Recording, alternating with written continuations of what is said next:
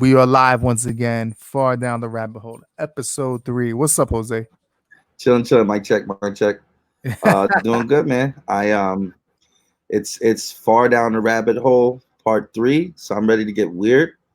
And before we get weird, I have an explanation of something you guys are gonna see. I have this weird habit sometimes. I get this mood. I'm kind of sleepy, and I didn't want to come with like a whack energy. Yeah. So I got coffee, right? But for the show, I like to drink a little bit. So I'm gonna be drinking beer and coffee and a little bit of water on the side because you got to stay hydrated. Beer and So coffee. bear with me, guys. Yeah, I've bro. I've never heard of that Never conversation. had it. I've never Don't heard of knock that it till you try it. conversation. Well, Yeah, I might be the only person on the planet that does it. To be honest with you, when I used to do my jiu-jitsu tournaments and like the K1 and shit. After a fight, that's the way they would like look at me weird. But I'd be like, I need a beer, I need a water, and I need a coffee. And they'll go, ha ha. I'm like, no, I'm serious. Ha ha. But can I please get a beer, a water, and a coffee? used So to be. yeah, I just want to explain that because I'm gonna be sipping coffee 1 second, beer the next. The audience is gonna be confused. So I just want to fill all you guys in. I used to be like that with orange juice when I used to play basketball when I was a teenager. I used to be obsessed with orange juice. Hey guys, I'm just sending out some links. And then here comes the beer. Jose is getting busy. Cause yeah, I just do stuff that feels right. It feels right. So I don't care what it looks like. Yeah, super excited. That's Jose's new catchers. We both got some new equipment I'm excited about. Yeah. I'm not using the new mic yet. I didn't hook that up, but I got a new mic arm, whatever you call it. That's pretty cool. I like it. Yeah, me too. I upgraded my mic. Your mic is looking pretty. It's pretty. Yeah, I like it. It's kind of sexy. This mic, I can't lie. Yeah, I was gonna say sexy. I was. I went with pretty, but I should have said sexy. You're right. All right, let's go. I shared all my links. We're ready to go. First of all, I want to give a shout out to our listeners on Victor Reader, which is amazing. We want to show you love to our little blind community we got out there. I've been seeing on the analytics that we got some listeners from there, so that's pretty cool, man. I'm flattered. I'm honored. So shout out to you guys. I'm happy you're enjoying the show. Me too. Thank you. I'm just looking at my phone because I thought I should tag my personal page. So I'm going to do that quickly. I apologize. But go on. I'm sorry. Let's jump right into it tonight. Let's do it, buddy. To the freaky, the unknown. Oh, you getting freaky again like last time? Yo, you're the freaky one, bro. You're the one who with the freaky deaky comments. We'll let the audience be the judge of that. Don't touch me in front of everyone. Hey, what's up to our viewers on Twitch, man? I see you guys in there. Sit back and enjoy the show. Yes. So I wanted to talk about. All right, I'm ready. What are some really like weird or like scary things you remember seeing as a kid? Shit. I mean, what? There's tons. You got to be more specific. What are we talking about here? Is this a ghost episode again? It could be. Things that stick out in your mind that you don't forget. Like, I'll give you an example. Just popped into my head the other day. I remember we used to walk home from school. In Starrett City in Brooklyn, you would walk back and forth to school. The school was like 3 miles or something like that. And there was this crazy kid. The first time I ever seen him, and this kid was nuts. I can remember it perfectly. He was an older kid. He was wearing jean jackets, a jean jacket and jean pants, and he had no shirt under the jean jacket, right? Yeah. And this kid, I don't know what he was, but he had his eyebrow shaved off. And bro, one? Huh? Oh, both, I'm sorry. Both. We got an echo. Yeah, I'm getting a little echo. Open. I just shut it down. What's up, Elizabeth Otoro? How are you? That's your sister? That's my mama. What's up, mama? That's your mama? Oh, hey, it's your mama. Mom Bear. Well, what you doing up this late?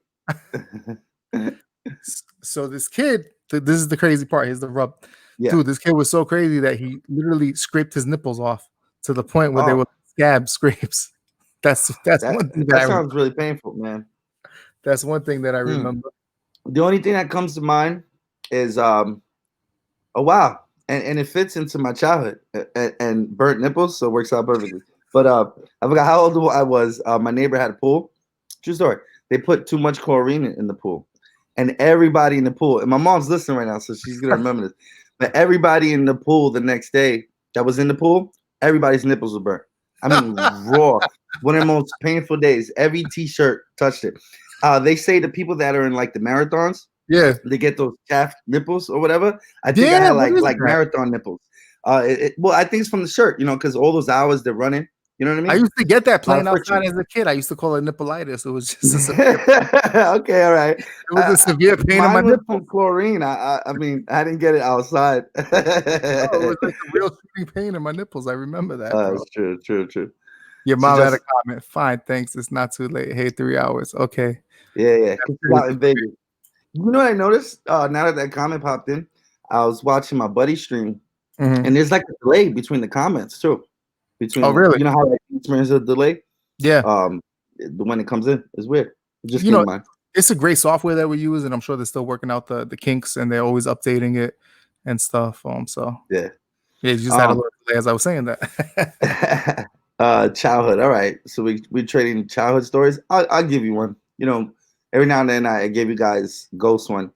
I'll give you something. I saw that. I don't know what it was. I have no clue what it was. So I don't even know what it is. But it wasn't normal. I was with a friend. What's up, Kyle? I was with a buddy, and we worked at Wendy's, right? We did the night shift. You worked at Wendy's too, bro? Yeah. We got to get on this. When I was 15, Wendy's was my first job, bro. I think it was like $6.35 an hour, bro. Okay. I was the youngest one. I was 15. I got my green working papers from my high school. I remember I was in Shirley. I went in Shirley, bro. All the older seniors were there, bro. I was the young kid on the thing, bro. Bro, that was a tough job, bro. The meat was like, I would have blood all over me, grease. I walked by, steal a chicken nugget. They had like these little cups where you could drink soda and stuff. And they fired me, bro. One day the guy called me and said, you sucked? Yeah, I sucked. I was the youngest one. He said, don't come in no more. We don't need you to come in no more. So I was like, wow. Well, shit, not to brag. I was like the man at Wendy's. Yeah. My Wendy's stories, I got played. It sucked. But to complain about being taken advantage of. When I worked at Wendy's, right? My very first day, it's funny, we're just getting into stories. It's supposed to be conspiracies, but now we trade. We'll get there. No, it's fine. Yeah. We'll hit them out. But shit.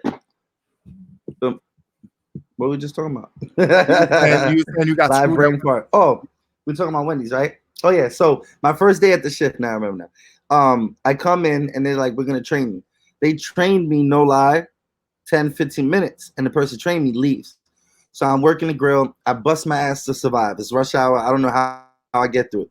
The next day, everybody's like, oh, superstar. I'm like, well, I don't know what that means. I'm like, all right, cool. I guess I get to keep my job. They like me on my first day. So months pass. I come in on another shift to cover somebody.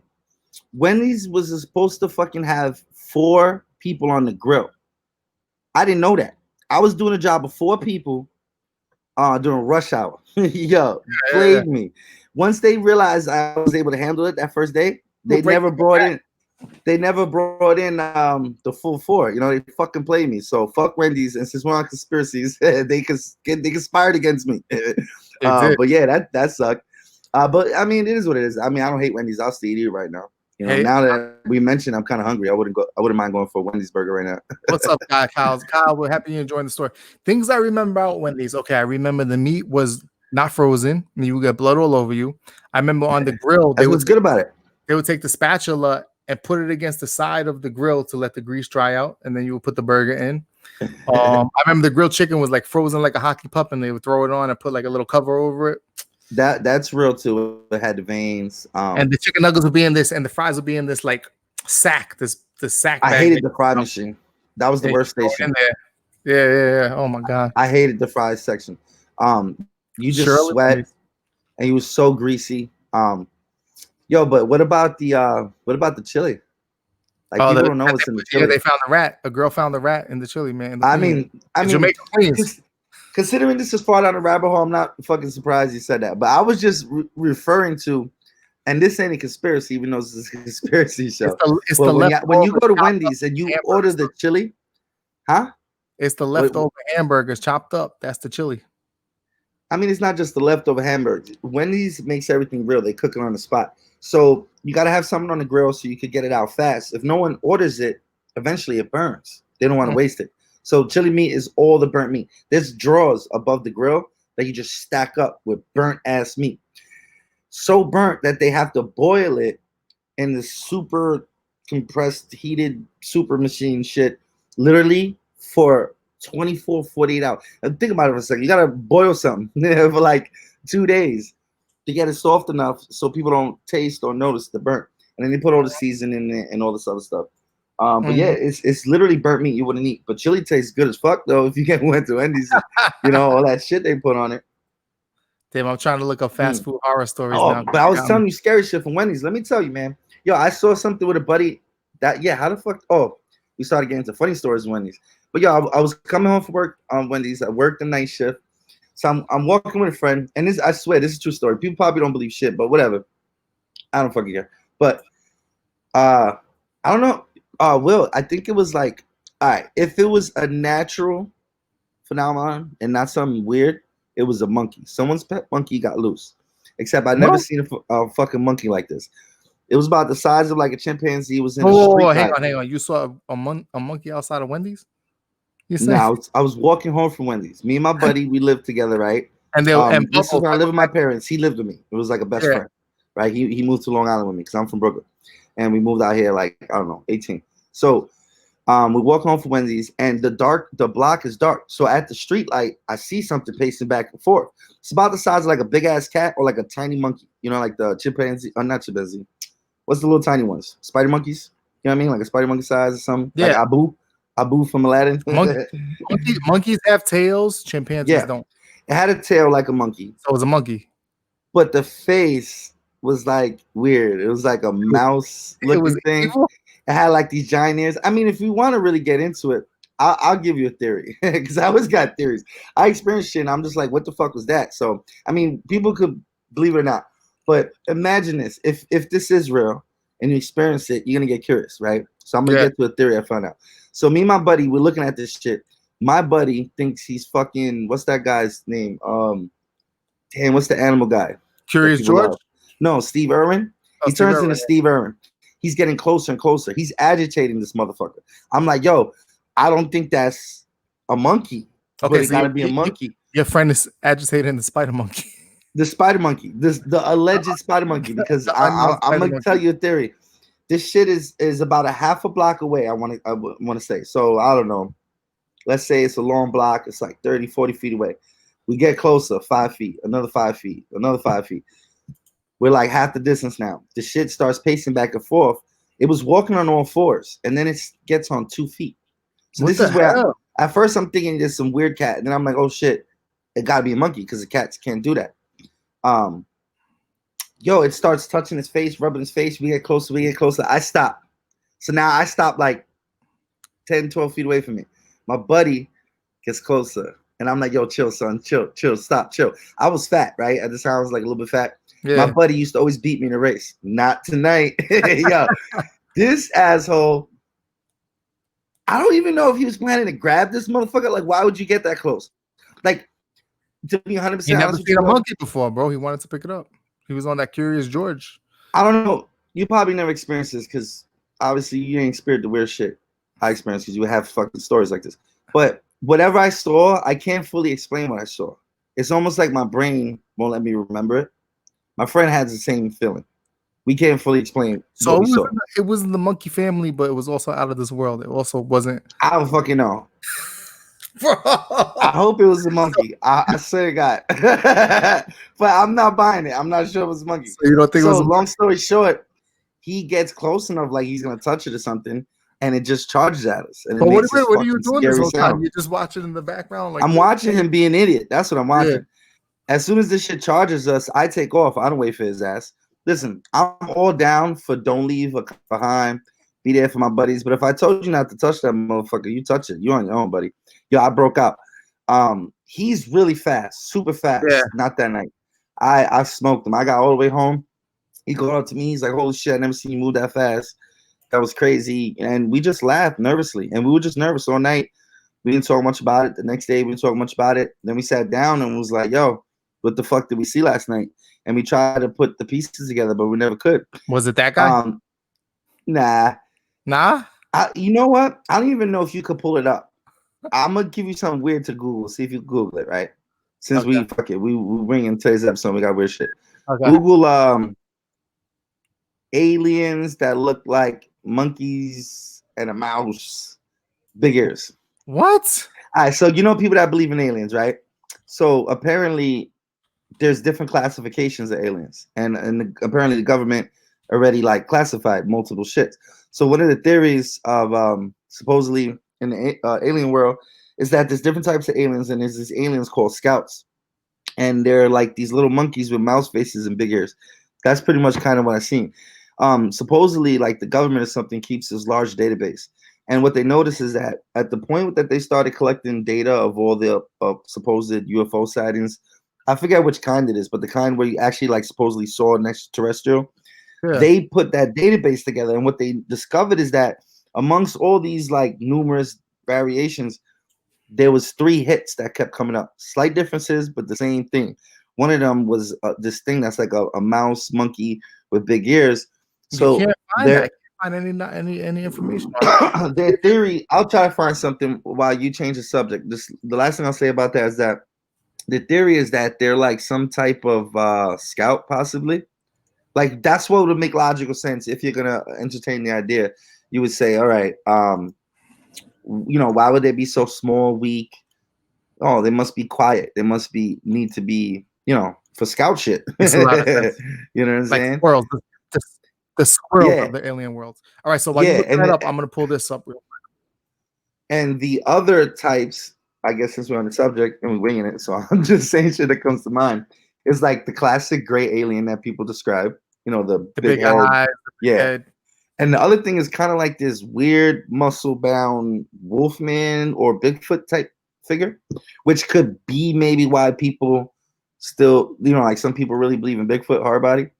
Maybe it's not Bigfoot. Maybe I know people who really believe in Bigfoot. I know people who hunt Bigfoot, man. I look at it like I don't sit there and investigate or research any of the Bigfoot stuff, so I don't know about the Bigfoot culture. I know that became really popular, but I would imagine the world is too big to rule out Bigfoot. Like he probably is out there with his whole little Bigfoot crew and Littlefoots. You know what I'm saying? All right, so while you look up that scout alien, I'm gonna go back to the fast food for a minute and give you. But what do you believe, Will? Because I never told you none of these shits, and then you brought me on the show. You hijacked me, then you exposed me. You think I'm weird, bro? No, not at all. What do you think, bro? What do you believe? I'm a believer, bro. I believe. I think, you're a believer. I think alien scouts. How do you make the thing? How do you make the screen big again? Let me find this shit in like 2 seconds. I told you to type in something stupid. That's why. All right, here we go. So Golden Corral. Okay. While you're looking that up, I'm gonna go back to nasty fast food rumors. Supposedly, Golden Corral serves their meat from its dumpster areas. A rogue employee took a video of a dozen pounds of raw meat next to a dumpster. Orange Fire. The workers' video went viral, and the franchise released a statement saying the food near the dumpster was not intended for consumption. Skip desserts at McDonald's. This came out of the McDonald's ice cream machine. Oh, you guys seen this with the goop and all that stuff? Oh God, I hope this is not. Oh, that's disgusting. See, I believe that. Can you see that? Hold on. Oh my God. No, I'm just seeing script. I'm seeing like text. Oh my God. You got to see this. It says skip dessert at McDonald's. Oh my God. You got to see this, dude. Hang on a second. Don't get the dessert at McDonald's because apparently this is what's in the ice cream machine. Oh, whatever you show me, I'm not even going to be shocked. Yeah, that's disgusting. That's caca right there, bro. I mean, they're supposed to clean that shit every night. So they deserve a serious health violation. But Keurigs, like, learn about Keurigs. Tons of people use a Keurig. They don't even know. what you just saw, that's a Keurig. Oh, my God. Alien archetypes. Yo, I'm going to find this shit. This shit used to be all over the internet. Dude, it's true. Why. One time, I just lifted up the thing and there was a bunch of molds on my Keurig. All right, and the last fast food thing that I'm going to read to you. Arby's human meat. This is beyond gross. Arby's beef. Dayton, Ohio. A customer discovered a piece of human flesh in their sandwich. The details, AP reported that a consumer discovered a piece of flesh about 3/4 of an inch long after biting into an Arby's sandwich. Health investigators know that Arby's managers were wearing a bandage on his thumb. Ew. The conclusion, he sliced his thumb while shredding lettuce and probably neglected to throw away the contaminated produce. Yeah, that's nice. The guy's thumb was in an Arby's thing. So there you go with nasty fast food. The next time you bite into Arby's, there might be a thumb or a fingernail. I'm trying to find these little fucking monkeys. But I just thought of 2 things. So because of that incident, because this other incident I'll ask you about, it made me wonder, like, could there be some weird shit going on in my neighborhood? And what neighborhood was this at the time? Shirley? Yeah. Okay. Well, so remember I tell you about those? Can there be weird shit going in your neighborhood, Shirley? So those little alien monkeys, scout thingamajiggers. So out of all the alien stories, like some of them are somewhat, or I mean, I don't want to use this word somewhat. I don't know what's the proper word, but they're pretty darn credible, convincing, or really mysterious. They have a lot of evidence. Like there's a famous story of a mother, her daughter, and her granddaughter that claimed to have been abducted by aliens and had radiation poisoning, like serious radiation poisoning, where one of them got cancer right away, and all three of them were in the hospital with their nails falling out and their hair falling out. Oh my they had God. like serious radiation poisoning. There was an incident where there was a farm. I wish I could think of this real story. Hopefully in the next episode I could like pull up the story. But so I'm gonna have to give verbatim. So there's a farm, right? Almost like Signs. And they heard stuff jumping all over the farm, like on the ceiling, the roof, all around it. And they said like there was these little monkey aliens. So the father started like bucking shots. People heard gunshots. They called the local police department. Police department arrives. They find a house full of bullet holes. Nothing there. Mm-hmm. So they're like, all right, nobody's injured. There's a house full of bullets, but they're legal gun owners. They left. No one got in trouble.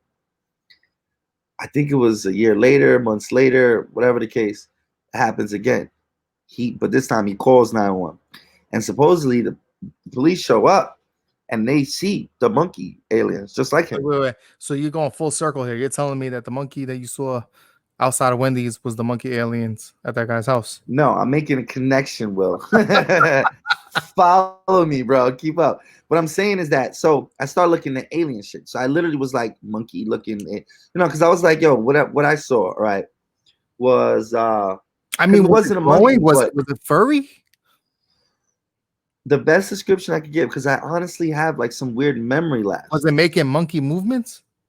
Yeah, that's the best thing I could akin it to. I don't even know if it's a real word. Liken it to. I don't think it is. yeah. I'm like that. I'll make up a word. Liken to. And sometimes I get them right. Then when I make it up, I'll be like, "That's the word," and they'll be like, "Yeah." I'll be like, "Bam, I got one." I bought it. I thought it was a real word. Yeah, right. It sounded like it should be a word, right? It sounded like you got the idea. But whatever. So at first it was walking back and forth like a cat, but it didn't look like a cat because it didn't have cat ears, and its face was like a mouse face in the sense of, all right. So you know how a monkey got fur, but then a skin here. Yeah, so it had like that, but the face was like a mouse, and his body was like a monkey body, and it was about the size of like a big cat. That's the best description I could give. It was dark. I was frightened. And I was stunned. I was shocked, to be 100% honest with you. You know what I mean? So I seen the pictures I told you about on the database. I seen all these different variations of the same kind of archetype. I was like, yo, I think that's what I saw. So I looked more into it, and I started looking into the other sightings. So one of the reportings was this farm. So apparently the farm sees them, shoots buckshots. Cops come, find bullet holes, leave. Second time, the cops come, see the aliens themselves, and guess what the cops do? They fire their guns. The cops, when they come back, they got to say they fired their weapons. So there's like a real police report. The cops that showed up emptied their fucking guns and reloaded. They saw something that day. It was reported, documented. They said, yo, we saw alien monkeys. Everybody was like, what did you really see? So whatever. They just swept under the rug, never wanted to talk about it again. Apparently months or a year or whatever the case, after that, the incident happens again, and they call 911, and this time the police department refused to come. They were too frightened. They said, nope, good luck. And I don't know what happened after that. It's like a real story. It's like when I was a kid, this dude told me a story where he was living in Puerto Rico. He was an older guy, and he said he don't know what it was. He thought it was the chupacabra. Chupacabra? I'm saying it wrong because I haven't said that word in a long time. That he was staying in a family's house in Puerto Rico, out in the hills, in the hillbillies out there and stuff. Yeah. And he heard like noise outside his room. In Puerto Rico it's different. Like your room could be like right outside, right? You know what I'm saying? The roof could be open. You could be in a house and the roof's open and birds and bats are flying over your head. Yeah. And he said that he heard like little footsteps, like the sounds of like little hooves. Yeah. And he was looking at the bedroom, the door slowly opened, and he said he saw like a little hand come out, like a mad small hand, like this little. and he said he saw like a little green face look at him and open his mouth and go, and then and then he covered himself up, and then he heard like the little hoofs thing walking. He said he doesn't know what that is, but he swears it happens. He swears it happened. It turns out there's a lot of sightings of those monkey shits, like a lot. But that sounds similar, bro. It was little. Yeah, I mean, yeah, maybe the legend of the Chupacabra could easily be some alien sighting. The Islanders think it was an experiment that escaped because there was like supposed to be some local lab that burned down. And I don't know how true this is because now I don't know if I trust the things I see on Animal Planet. Yo, I'll tell you a story that my cousin told me, bro. That skipped. Yeah, tell me a story before I tell you about the Chupacabra in Texas. So my cousin, who I used to live with when I was a kid for a little bit, because we were waiting for our house to be built out here in Long Island. So we stood out there with my cousin and his family. So he told me a story that when he was a kid, his room was like a garage. Yeah. Transferred into a room. So it was like in the front of their house. And he said, I wish he was listening to this right now, but he's not. That all of a sudden he saw like a bright light in his room and he like woke up and stuff. Yeah. And he was like sleeping. And all of a sudden he opens his eyes and he saw like a white being, like the alien, like the original aliens with the big head and the eyes, looking through his drawers and stuff. And he was trying to scream like, he couldn't scream. And he said the alien turned around and slowly looked at him and went like this. Shh. That sounds and he absolutely scared the shit out of me because I had to sleep in that room, bro. And you ever saw The Fourth Kind? The movie The Fourth Kind? No, but I did see Fire in the Sky, and that's bro. Crap out of me. Fire in the Sky scared me as a kid, you know, because it was based on a true story. You have to see Fourth Kind. Fourth Kind is not just based on a true story, but it actually shows you real audio documentation. It shows you real video documentation, including videos off of a cop dashboard, police reports. Mm-hmm. There were deaths, medical reports. There's a missing person, never came back. Well, you got the next episode. That's what we're gonna get into. The next episode. If you've never seen The Fourth Kind, I'm down to do that. But watch the movie. Is it real? It's real. What they did with the movie is they collected all that information. They brung the real people involved. Oh wait! This is the movie with the girl from Resident Evil came out like not long ago. I heard of that. She acts as the main woman. I don't even want to spoil no more because the real fun, honestly, this is what we're gonna do for next episode. You're gonna watch The Fourth Kind, and next week we could really break down some alien shit because I got crazy alien shit, but we're gonna warm you up right now because I gotta explain more about this monkey shit. You know, get back into the monkeys, bro. On top of the monkey shit, monkeys. There was 2 more incidents that got me into looking at the alien shit. Actually, hang on a second. Before we go further, to our viewers on Victor Reader, describe the little monkey alien shits before we go further for them, just in case they missed it. It was about the size of a big cat. It was furry, like how a cat would be, you know, like very short hair. Yeah. But the face part was like skin. So I would best describe it as like a monkey got like skin on the face part. And the face part though was like a mouse, and it had these really big weird ears, like almost like mouse ears. Or it's gonna sound weird. I didn't say this before, but this is a big attribute. If you guys could like look it up and find it, but the ears sometimes look human-like these big floppy, stupid-looking human ears. It looks like a monkey, or at least it could be on all fours or two legs. What's up, Furman? Yo, Furman, we kind of talking about aliens. We warming up. Next week we're really gonna get into the shit of The Fourth Kind. Don't know if you've seen that movie, but I'm telling Will about some strange things that happened in my town that I can't really explain, but they opened my mind and it had some weird connections. Okay, so it was furry. It looked like the shape of a monkey, furry like a cat, a skin face like a monkey. Did it have sharp teeth? I couldn't tell the teeth. It had a tail. Yeah. There's some lag. I got what? Did it have a little monkey pee-pee? No, I didn't want to get that close. I think my friend. And did it have? No, I don't know if it had a pee-pee or if it had it for JJ. I didn't get that close. It was too dangerous. My friend, the idiot that almost got us killed, I think he tried to maybe, I don't know, jerk it off. I don't know why he got that close. But it did get intense. Yeah, it's like your friend wanted to hug it. It was one of like 7 times in my life where I thought I was generally probably gonna die, and I just ran for my life, and my life flashed before my eyes. So all right, so hear me out, Will, because now I gotta tell the whole story because now I'm feeling subconscious, like people think I'm a fucking. No, you're fine, man. It's because it's weird shit. But I'm okay with that. I'm okay with that, Will. I just gotta warm back up. I'm getting back in the podcast game. You know what I'm saying? Yeah. But took a little break. You're back. You ever heard of like unexplainable time lapses? I don't know. Yes, like George St. Pierre. Yeah. What do you mean? Like, what? He says he had one. I know he talked some shit about aliens in some promotion. Yeah, he said that I would be sitting there. You do it. You're so good. You sound just like him. I would be sitting there, and I would wake up, and it would be like 2 days later. My man, that's head trauma because you had MMA fights.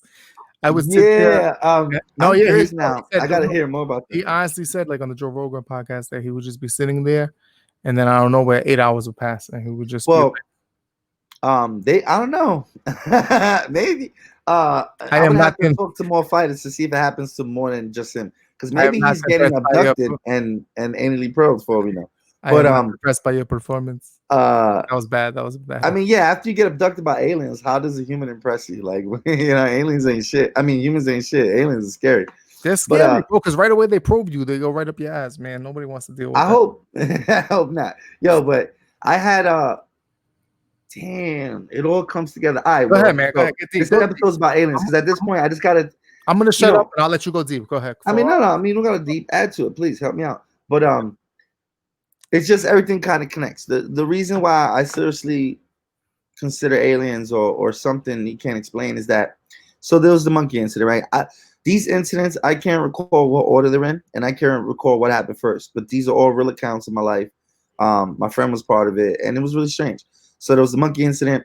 There was another incident where I don't know what I saw. Whatever I saw, I swear, whatever I saw is ripped from my memory. But I can explain the feeling of what I saw. I was on my hammock outside. I was a rapper at the time, right? I was pretty good at the time too. It was writing rhymes. That's another story. So I was writing some rhymes, and my spider sense started to kick in. I started to get this really bad, gloomy, gloom and doom feeling, and I tried to ignore it. I couldn't. My stomach, everything was eating at me. Someone was telling me behind my house something really bad was happening. So I shrugged it off like weird random thought. Kept writing my rhymes. I kept hearing like the fence jiggling. So you would get that all the time because we have cats that would be all up in the neighborhood. That's another thing too. It was a neighborhood with a lot of cats. So back to that monkey shit. That was the first thing that we noticed and stopped us. Our brains was like, that has to be a cat because what else could it be? But we were like, ain't nobody ever seen no motherfucking cat like that. Like we both, one of us didn't even have to point it out to the other. We were like, and we stared at it, and I'm like, bro, you see what I'm seeing? He's like, yeah. And I'm like, what is that? He's like, I don't know. What was wrong with the cat? I don't understand. It had 2 heads or something? Nah, bro, because it wasn't a cat. I don't explain it. Like, it was something else. But obviously, people were like, okay, what was it really? So maybe it was a cat. It was a hood. I'm being honest with you that maybe it was a cat, and that night our fucking brains weren't working. But there's a lot of weird shit that happened in that same neighborhood. So the time lapse. So because it's so much shit that connects. But so anyway, oh no, I'm telling you about the other sighting before time lapse. So I hear the sound, so I'm like, all right, that sounds too big, too large to be a cat. So I'm like, I gotta go investigate. I gotta go check it out. What if, I don't know, somebody's climbing in my yard? You never know. So I go to the back of my house, and I saw something. Well, I don't know what I saw though. Saw something terrifying, but I don't know what it is. Like that's the honest to God truth, bro. What was that? You gotta explain. I can't. I once was looking up YouTube videos of like just random shit, alien sightings. And it's always a bust because all the videos are whack. They all look fake, all look CGI. I came across this one day that I was like, that's what I saw. So because of that, I could describe a little bit. But describe it. But I can't really. I think I saw something humanoid. That's the best I can describe. A pale, hairless, weird humanoid with like kind of a beer belly. What, you looked up what I just described? What do you like those people when you solve a crime and like the sketch artist? You drew a sketch? No, but so while you pulling it up, I'll continue going. All right, hang on. I'm gonna show you this, dude. Oh, I wasn't. I don't want to scare you now. You're gonna scream if you see him, and it's like the thing. Nah, I thought about this for years. I ain't scared, bro. I mean, it is what it is. It's too fucking late. And whatever, God forbid, if it happened to me, they were nice enough to like wipe it from my memory, so we good. That's literally how I look at it. Other people be like, "Oh my God, was it the rake?" Yeah, I think so. Except the eyes didn't glow like that. And I think that's because that looks like that's caught on a security cam. But yeah, that's pretty much kind of what I saw. How did I know that, bro? That's crazy. I don't know, but that gave me chills, bro. That's kind of what you saw. I didn't get to see its legs though, so let me finish explaining. But that's literally what I saw from the waist up. So I heard something on the fence. When I went back there, I saw that. Yeah, now I'm getting chills because it's coming back to me. So from the waist up, that was hanging over my fence. But this is the oddest part of the story. Well, whatever it was, it didn't notice me at first. It was like, I guess, heading somewhere, traveling. So it had its hands on the fence and it was like leaned over. I gotta look to see. Oh yeah, so you can see me. And it was just like this. And I got to see its head go back and forth like, I don't know, 3-4 times. And all of a sudden it stopped and it waited mad long, a couple seconds, and it slowly turned. And I couldn't do nothing, but I was speechless. I was stuttering. All I can remember mostly was this feeling of dread from head to toe and that my life will never be the same. Which it's horrifying. It was after, like, honestly, I wasn't traumatized by the event. And it's weird because I've had a lot of weird events and they won't traumatize me. I mean, they don't traumatize me. So I don't know. They're scary as fuck, for a couple of weeks, but I don't live with it. All right, guys. So if you don't know what the rake is, it's supposedly, we don't know if it's an urban legend. It's kind of like the Skinwalker legend where people said they have seen it. There's been many sightings. It's like a humanoid character. Hard to explain. It's bald. It looks horrifying. It has like, it doesn't have. Is this supposed to be menacing? Because I'm sorry to cut you off for a second. What I saw didn't want no beef in me. That was the last part I didn't get to because I'm sorry I'm being long-winded because it's weird. I'm talking about weird shit. But this is a real story. Yo, so when we looked eyes, I got really scared. I didn't say nothing though because it wasn't human or it wasn't normal. So I'm like, am I hallucinating? Am I really looking at a fucking creature, a demon? Is that just a weird looking crackhead? Did it press you? Or no? That's what I was getting at. It looked at me like it was like it. This is the body language I got from it.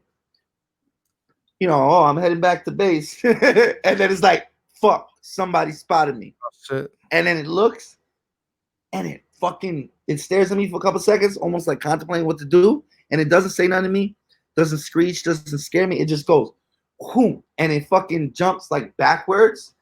Wherever it was went mad, like kind of high, but back down, and I couldn't see over the fence. And I just heard it, boom, like running. It sounded like the fucking size of like a leopard, bro. So not like as big as a lion, but like some smaller, but you can hear the 4 feet running. A deer's a good example. I never heard a deer close up, but I've watched like leopards on TV. It was like fucking, it was out. And my first instinct was to rush over the fence because I needed another look. I had to like process what was happening. And then literally everything in my body said, what the fuck are you doing? Did you see that shit you just saw? You better stop right there. And I stopped. You trying to chase it down? No, I just wanted to be honest. I just wanted to see it again because my brain wasn't wrapping around what just happened. And then I went inside and I just was able to think about it forever and ever, wonder what the fuck happened. And then I had this other incident. And again, I don't know what order these came in, except I can tell you the monkey was before the fence thing. I just don't know when this time lapse happened. The rake or the monkey? What was that? What was more frightening, the rake or the monkey? I guess the rake. Because the rake, I was stunned. The monkey, I was like fascinated and terrified, but fascinated and captivated. He was little. The rake was big. And the rake was big, but honestly, I couldn't even process this thing to hurt me. I was like shocked. What am I seeing? I was just shocked, bro. It probably would have. I was turned into. It was like I saw Medusa. I turned to a statue. Pure fear. You froze. Pure fear. And I never freeze like that. It's fight or flight for me always. Hey, I gotta stay away. I never froze. Bro, I gotta stay away from you because when I was leaving, whatever it was, it didn't want to hurt me though. It looked like it was gonna get in trouble. I saw it. You got some like bugged out supernatural shit going on. Because when I was leaving your house, I was making a turn, and to get to Sunrise Highway, you gotta go through all these back roads. And out the corner of my eye, I saw like a Chinese like ghostly lady in white, like on the lawn. Don't even say that because I never seen all this shit like that. But I got mad chills, and I get weird sometimes Oh, because listen. people hang out with me and then they start seeing shit. But it looked like the woman in white, like very good. Have you ever heard that Puerto Rican story about the woman in white? I'll tell you about that. Oh No, man, I got next time. Nah, you fucking me up because it's funny you say the Puerto Rican woman in white. Around my family, right, my Puerto Rican family, I never heard that term. But the one man I ever heard that term around, it was my godfather. He's Puerto Rican too. He saw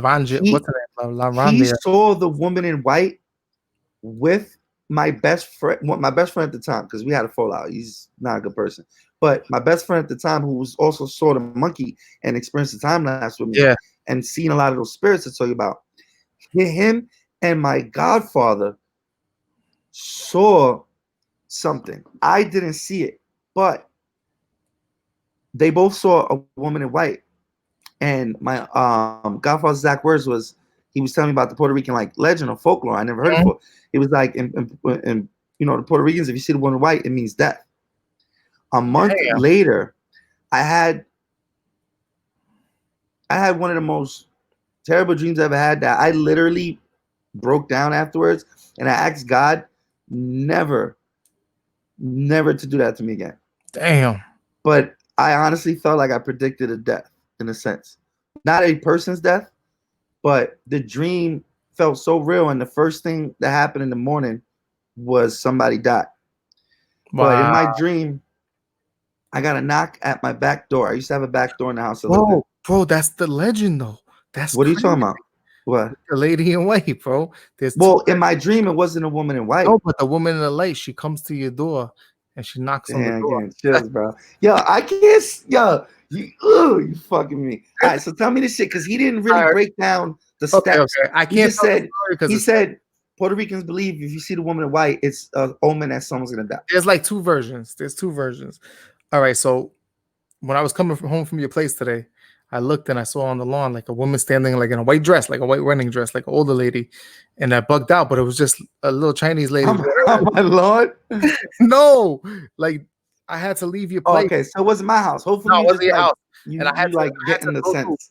To get to Sunrise Highway, I had to go through these freaking blocks, these side. Yeah, I kind of get that drift the way I think you were. And I looked and I saw like a woman standing there and waiting. I was double taked. Yeah, and it was just a little Chinese lady. Maybe I give you powers, bro. I give you powers.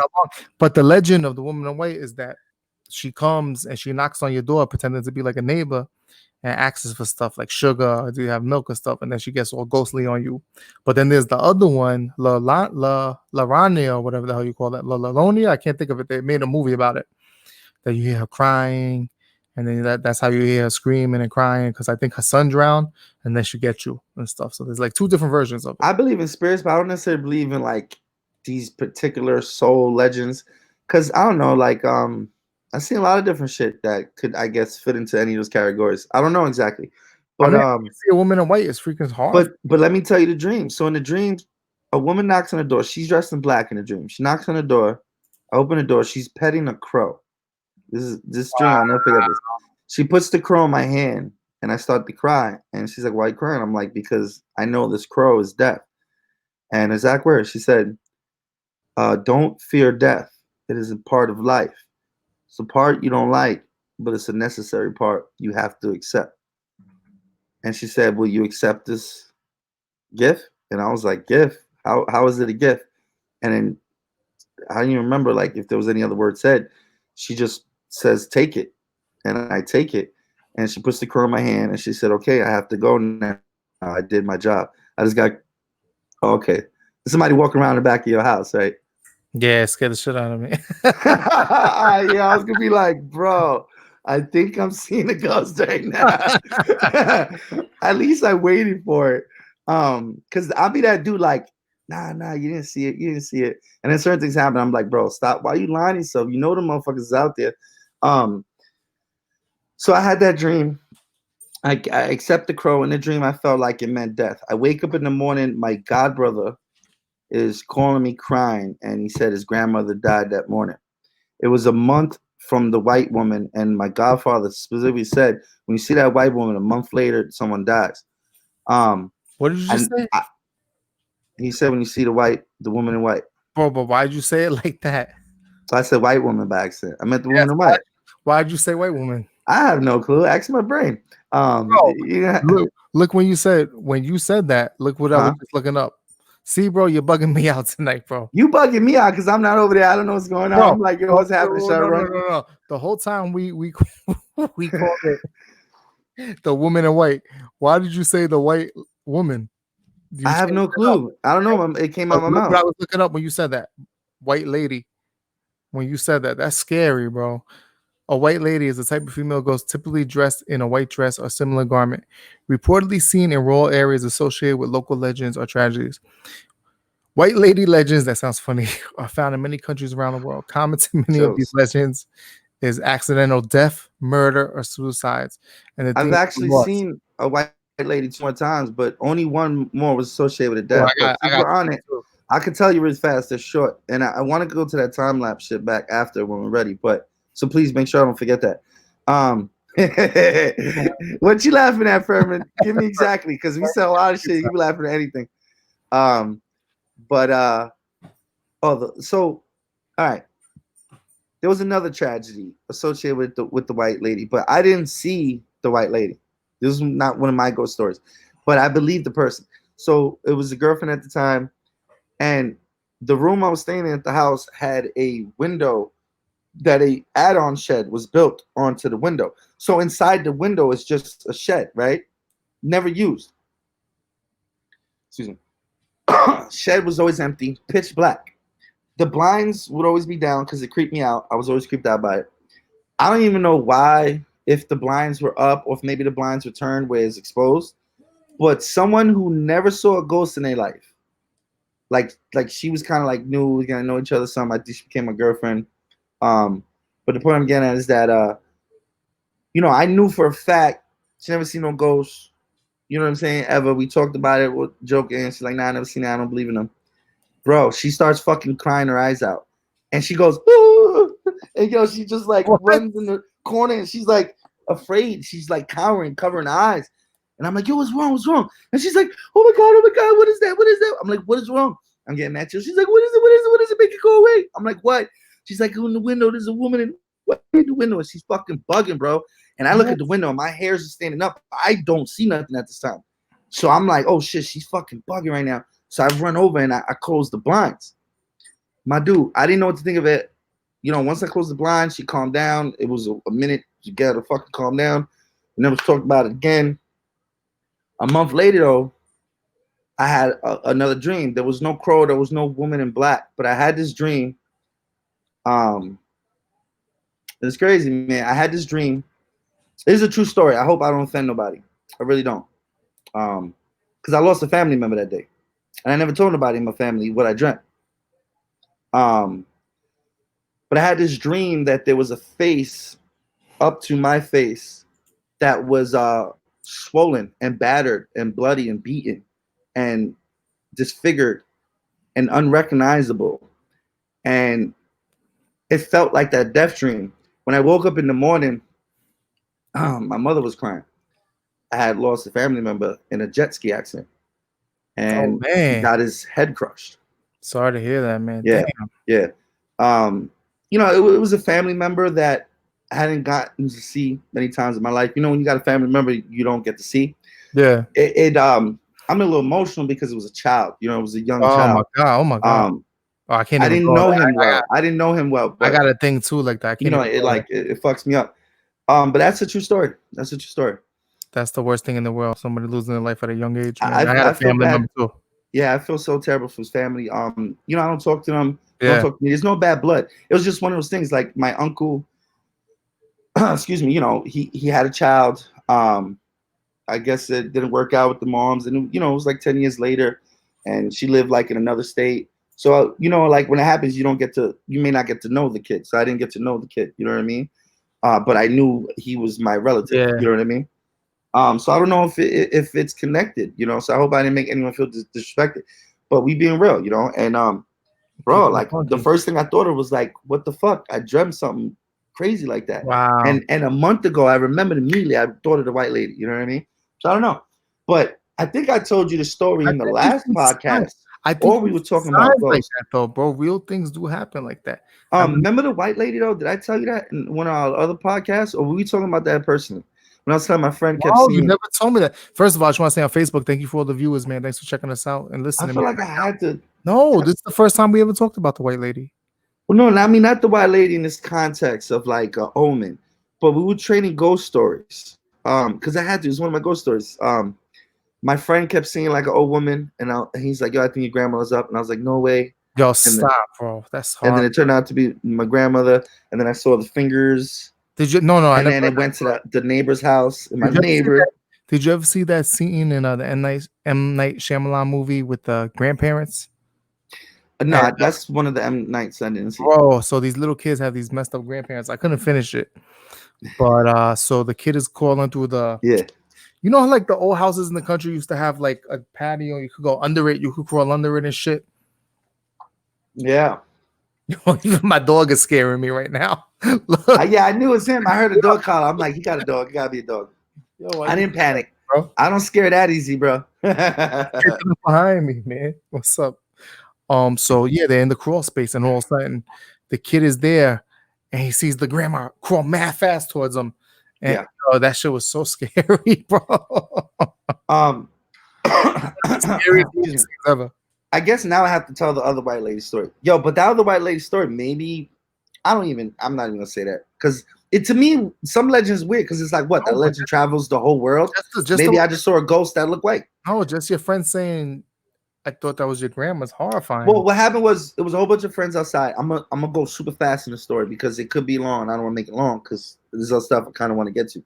But we were outside, a bunch of friends. My grandmother had Alzheimer's at the time, and my family was taking care of her. He kept seeing an old woman, and my grandmother, she looked white. So he kept seeing like an old, I guess, old white woman, because it turned out not to be my grandmother. He was thinking he saw my grandmother. Mom said, "Oh, I know you don't scare that easy." I do and I don't. My mother is like, and my grandmother was like Ghostbusters. When I need help, they would back up.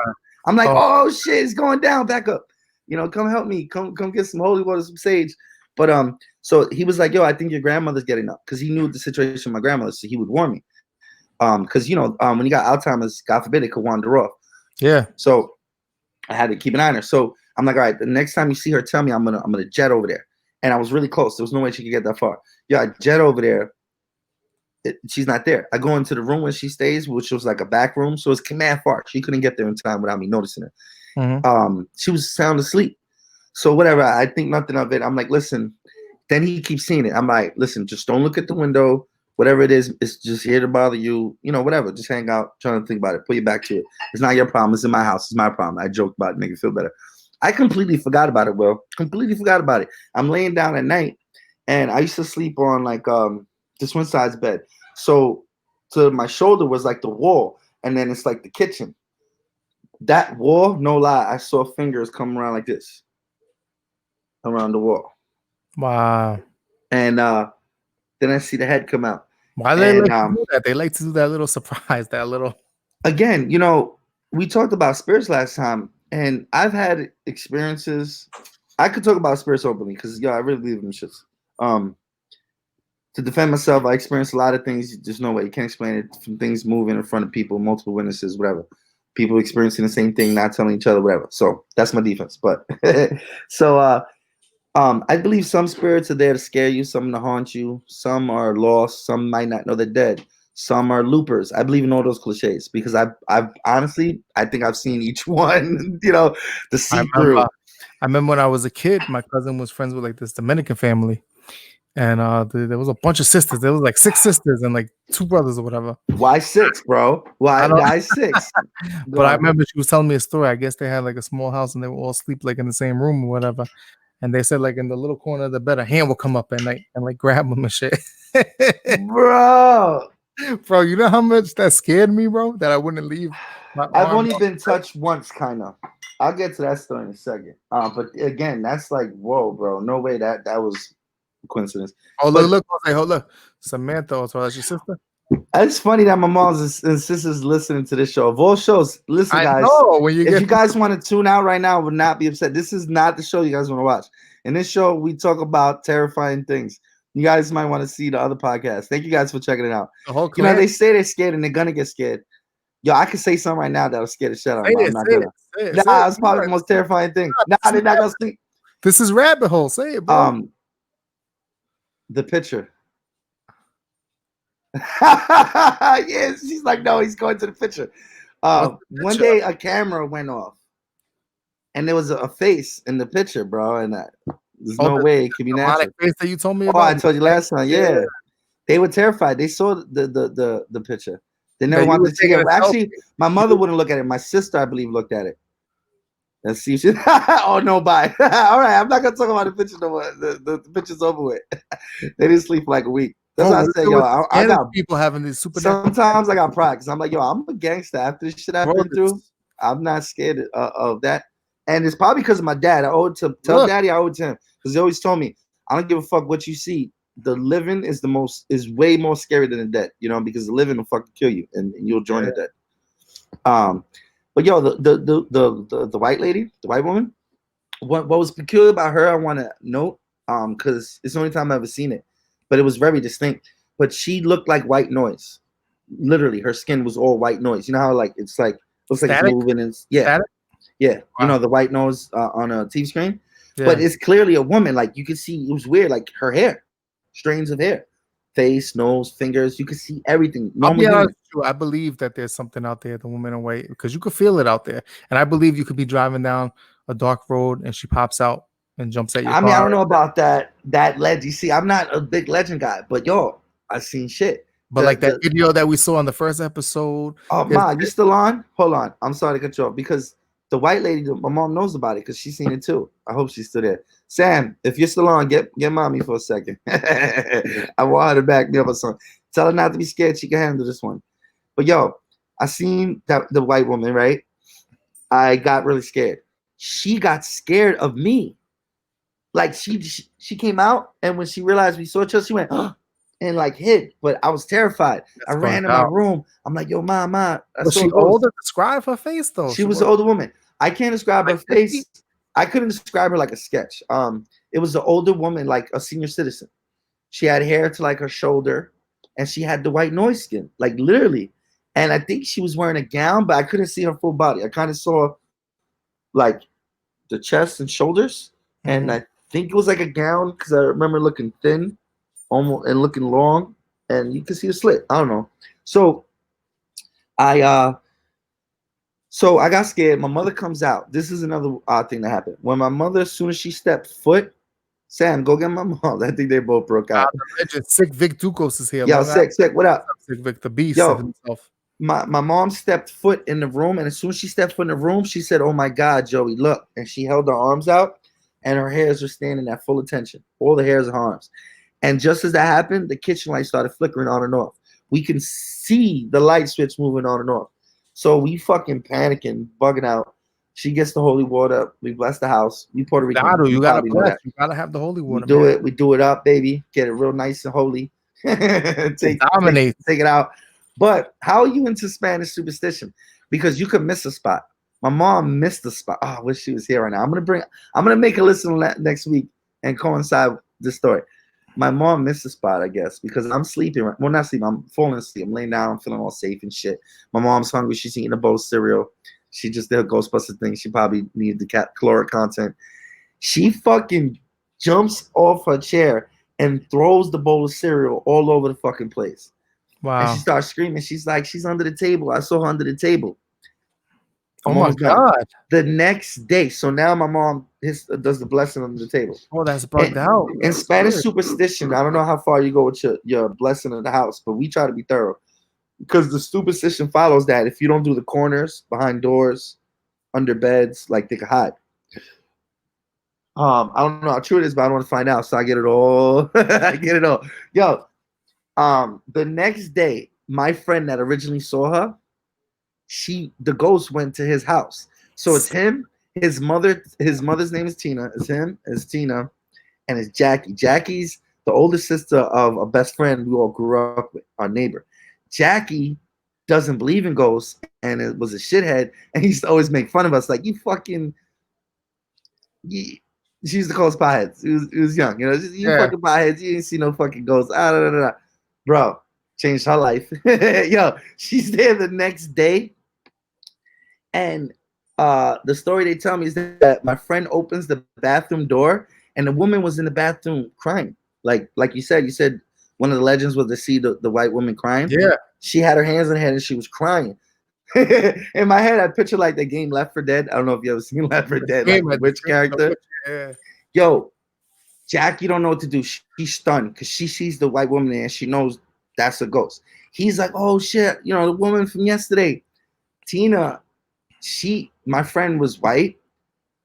It's so weird because I don't know what her take is on ghosts, how much she believes in it, but she was trying to fight it. Like she didn't get scared. She literally was like, my friend, the story goes, my friend closed the door. She bust the door down. She was like, get the fuck out of my house right now. We don't want no evil spirits here. And she started screaming at this shit. And Jackie was just never the same after that. She never went to the house again. She told her, she admitted, she was like, yo, it was really there. She was like, yo, there was, and she said she saw the white noise. Like, come on, bro.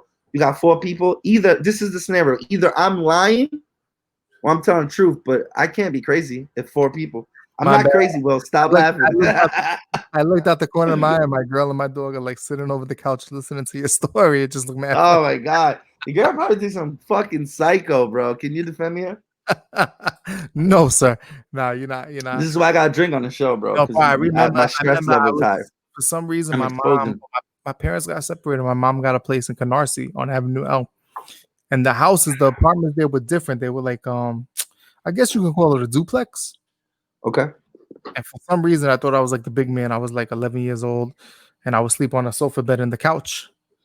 I don't know why my girl is walking around the house like the woman in white trying to scare me right now on the background. Because at any minute she's gonna go. Woo! I know. Like, waited. Come up. Yeah, please, you can hear me, right? Please scare the shit out of him on live. It'll be great footage. But yeah, so whatever. I was sleeping one night and all of a sudden upstairs. So there was people. There was us and then a family upstairs. Well, there was like 100 people chanting, like doing this kind of seance and chant, bro. It was so horrifying, man. Really? Yeah, I'll never forget it, bro. I remember I mentioned it to my mom and she like laughed it off and stuff, but there was some cult shit going on upstairs. Yo, it's funny you say that because now I'm remembering who I told the story to. Like, remember I was like, I didn't tell you the story last week. I was talking to my buddy Tom. He wants to join the show, so we're talking about weird shit. We're talking about the show because he watches and he listens. But he brought up snuff films, right? Growing up in Brooklyn, I witnessed something to this day that I can't explain. I don't know what it is. Hopefully, it was some sick joke and not the real thing. But I don't know how young I was. I was maybe 8 to 12 years old. So real young, where there's nothing I could do about what I just saw. But I looked out my back window and my backyard was these tiny yard. Like we lived in these apartment buildings that were smashed together, right? They were 4 or 5 stories up. So everybody's yards, you could kind of see like 5 yards that way and 5 yards that way. So like over on this side, a neighbor I don't know, because near neighbors we cool with, I look out at night and there was just a whole bunch of people in robes, right? They didn't have their hoods up. They didn't have their hoods. It was weird because they're wearing robes, but they weren't hooded. The hoods, they had it down. So I could see all their faces. They're drinking wine. They all got wine glasses. And they pulled out a giant projector screen. So at the end of the backyard is a big ass projector screen. And on it, it looked like a snuff film. Not to be gross or disgusting, but it looked like someone being, bro, that's scary. That's horrifying. Tortured and raped. And these people were just sitting there quietly, calmly, casually sipping on wine. Nobody was even talking. They were watching it. To this day, I don't know what the fuck I saw, bro. Wow. Have you ever seen the movie Hereditary? Nah, what's that about? Oh my God, bro. So this movie Hereditary is so messed up, bro. It is so messed up. It has to do with like cult and stuff. It's about this family. Terrifying me, bro. It's about it's the scariest movie I've ever seen. Spirits and aliens. Cults are scary. It's the scariest movie I've ever seen. It's about this family, a normal family, and the grandmother dies, right? Uh-huh. So they're recovering from that and stuff. And it turned out that the grandma was like a cult, and she was like trying to conjure up this demon Worst kind of cult. Of all the cults, demon cult's probably the worst. Bro, and throughout the movie, like probably the most terrifying. There's a scene where the wife is like cleaning up the apartment and she sees like the grandma standing in the corner naked or some shit, and she's like bugged out or whatever. And they're freaky. So anyway, so the son is there and they have this little weird daughter who's like connected to the grandma, and the wife keeps finding these little like symbols around the house. So the mom is like, oh, take your daughter out to the party. You got to take your sister out to the party or whatever. So she goes to the party. They're chilling. And she eats peanut butter. And she has like a peanut butter allergy. She can't breathe. Her throat closes up or whatever. So the brother's taking her. Spoiler alert, guys. To the hospital real quick. Yeah, I just realized. So she just said that before. You like deep in the movie, but go on. Bro, you're already near the climax. In the third act. Bro, spoiler alert, third act. So she sticks the little girl sticks her head out the window to get air because she can't breathe, and a fucking telephone pole knocks her head dead off, bro. Kills her, bro. Oh shit. So whatever. So the son goes home like in shock. The girl's like headless body is there in the car, and he lays down in bed and wakes up like it's a dream. And Sick Vic said some ghost shit just happened. So can you please explain to us? Did it touch you? Did it tickle you? And did you like it? What happened? Show me where it tickled you. Show me on the doll where the ghost. But anyway, it turns out like at the end of the movie, it was like this whole cult by the grandma to summon the demon to take over the son. It's crazy. You gotta watch it. And then why do people want to summon demons? I don't get that. So the mother gets possessed and she's like floating in the air, bro. And she starts. That's why the mother starts cutting her head off, bro, with a piano wire, bro. It's so. Jesus. She sets the husband on fire, bro. And then at the end, you see the mother's headless corpse, and all the cult people come out naked. For some reason, they're naked, which makes it creepier. You got to see it. Vic, what happened, bro? Tell me. What's scary is that there's a lot of people that into weird shit like that. Like there really are people. Like I really believe there got to be places like the movie Hostel, and there's people out there that really sacrifice motherfuckers. Oh yeah, Germany and all that weird shit, bro. I mean, maybe even in America, for all we know. Actually, the German people that I met were so nice and so kind. Yeah, you better take that back. You be in the hostel next. Fucking around. I think that movie's scary as fuck. Hostel? That was Prague. That movie frightened me, dog. Imagine that. So Vic, what happened, bro? Sick rich people just kidnap you to torture you. Torture is scary, dog, because you die in agony. He's taking time. The broom fell. Okay, that could be wag. You scared? You scaredy cat. A little broom fell. You know how many brooms I seen for, bro? Keep moving. I just keep playing video games. Dude, imagine being like tied up like a hostel in a chair. That's terrifying. They put in a screwdriver. They put in a drill through your knee, and they take your eye out, the pain, and oh my god, that's the worst way to go out. And you can't fight back because you're tied up. Because we talking about torture, I'm thinking of how terrifying it is, and then I was thinking about terrifying experiences. I've never seen any Paranormal Activity. I want to though. I hate people like you, Jonathan. I hate people that say that. No, go back to Jonathan's comment for a second. I've never seen any Paranormal Activity. I want to though. Well, I hope you get one and you pee your pants, mister, because they're not fun, dog. They're not fun. I totally get it. A lot of people that I talk to, it's scary, Jonathan. Man. A lot of people I talk to that are cool and open-minded, like they're interested in it, so they want to hear ghost stories. They don't mock you. There's some that believe in it, never seen it. There's some that never seen it, don't know if they believe in it, but they're cool enough to hear it. But they be the ones that want to see it. I haven't had experiences like you where you actually seen physical entities and stuff, but I have felt presence. I have felt the presence of things like a dark. And I believe every human has that ability to agree. I mean, some are probably real sensitive, and some are like not sensitive at all. But I think originally we all had that and like lost the ability. I think we touched upon it last time. Maybe I'm thinking of talking to Tom.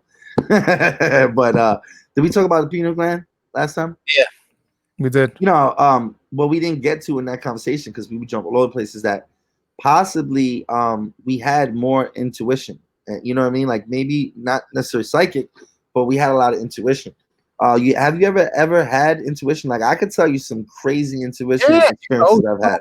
know where not to go. Go ahead, tell a story, but you know where not I to want to go. hear one from you, bro. I'll get to mine. What about you? I mean, like one that's crazy, like where you're like I do not believe I'm psychic. Obviously not. Because I wish I was. I'd be rich. But I believe I've had some premonitions before. You Sick, feel that? six, I six. feel your farts, Sick Vic. You seem like somebody that would fucking stink up a room with the shit you eat on Facebook. I see you. Especially He's when one he. of fast food runs. Yo, this guy eats so much fucking fast food. No, I thought. I hate it. How is he so No, ripped? no. I thought he was eating fast food. He's doing DoorDash. He's working. He's working. He's doing DoorDash. I thought that too, because I asked him one time. I mean, I've seen his DoorDash back in the day. Like, how long was he doing DoorDash? Like, since forever, or was that new? For a long time, and I said, "Yo, yeah, you all eat the time. fast food," and he's like, "I'm dashing DoorDash." I was like, "Oh," but he does have this move in jujitsu called the gas chamber. If you're rolling with him, you don't. I hate that shit. When you're in a triangle, it happens. I've done it once or twice by accident.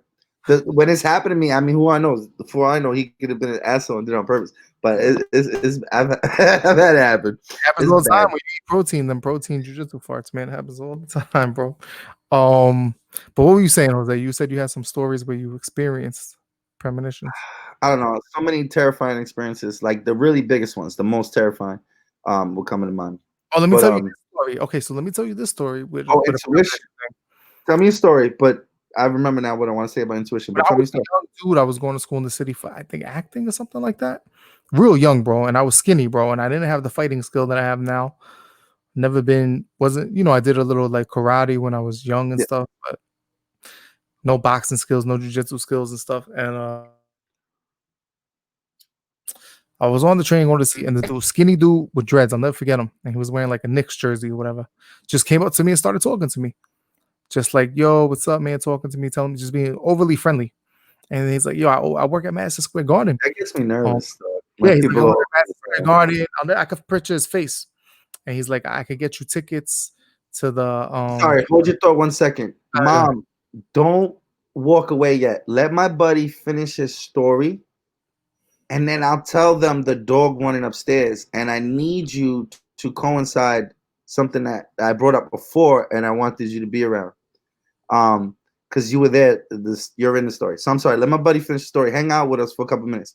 So anyway, whatever. He's being all friendly, tell me the next thing. So whatever. Then we said peace. So I'm walking. I got to take a piss. I go to the bathroom in McDonald's on maybe 36th Street or something like that. Yeah.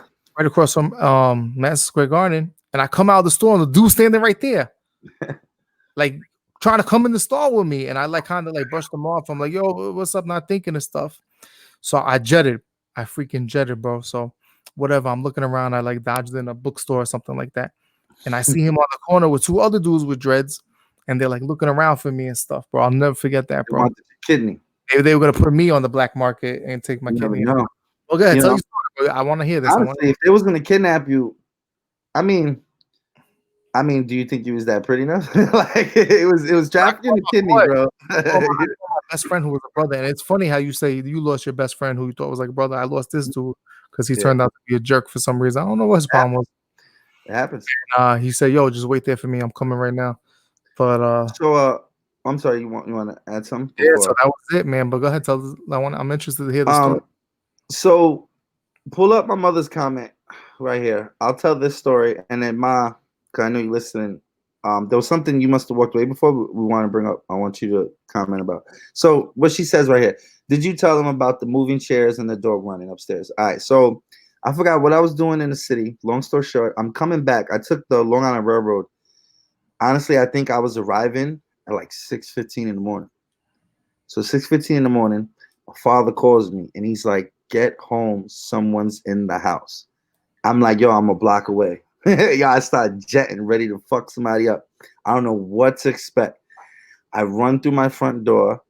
My mother and my sister's here. Go to my sister's comment real quick. She's 2 comments down. I don't know if you listen. That was the scariest night.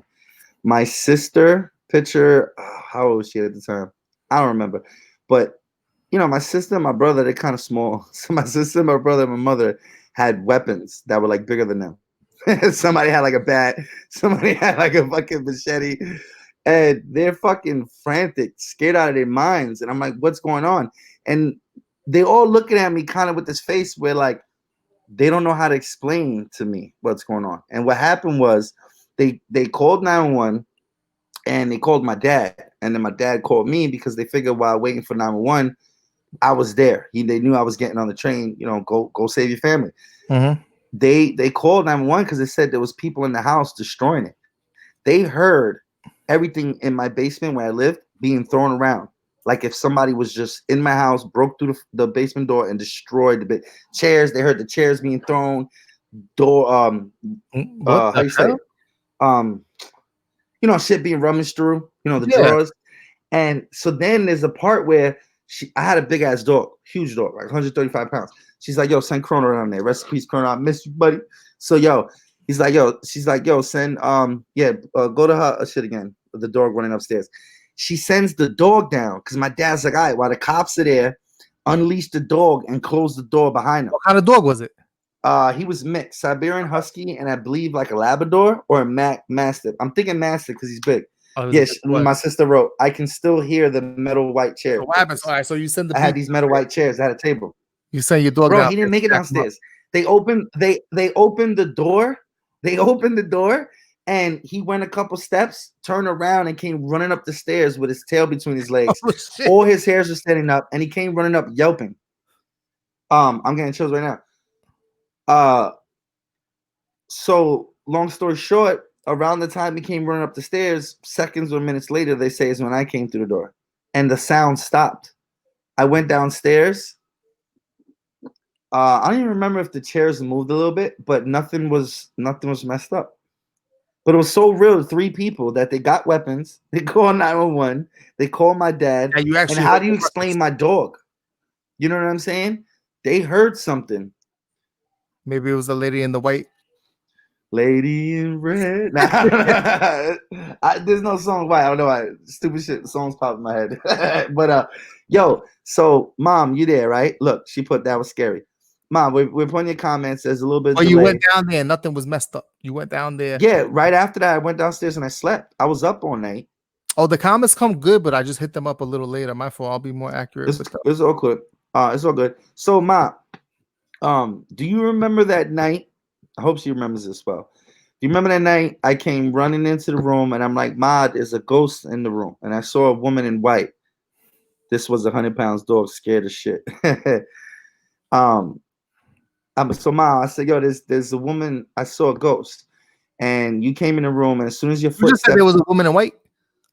Yeah, I was talking about the woman in white. White was very prevalent. She was. Remember the story I told you about with the fingers? This is what I'm retelling her because she had walked away. So remember the time I came to you. I'm like, yo, there's a ghost. You came to help me to get the holy water. She stepped her foot into the room, and all her hair stood up on her arm. Remember, you held your arms out, and you was like, look at my arms, Joey. And then remember the lights was flickering on and off. And then remember, you blessed the house. And while I was laying down, you sat down in the kitchen to eat a bowl of cereal. And then you saw the woman underneath the table. And you was like, oh, shit. And you threw your bowl of cereal. She wrote yes. All right. Thank you for the yes. Give me something else. Like, because you saw the woman under the table. And we hadn't talked about this in years. Here's a good question. Could you describe maybe how you saw the woman underneath the table by any chance? Because I don't know if I ever described to her what I saw. Like the whole skin thing. I don't even know. By any chance, if you could describe, you know, because we both saw her on our own, and then the woman went next door. I don't know if you remember it, but the next day, remember Tina and Jackie and Sean saw the same fucking ghost.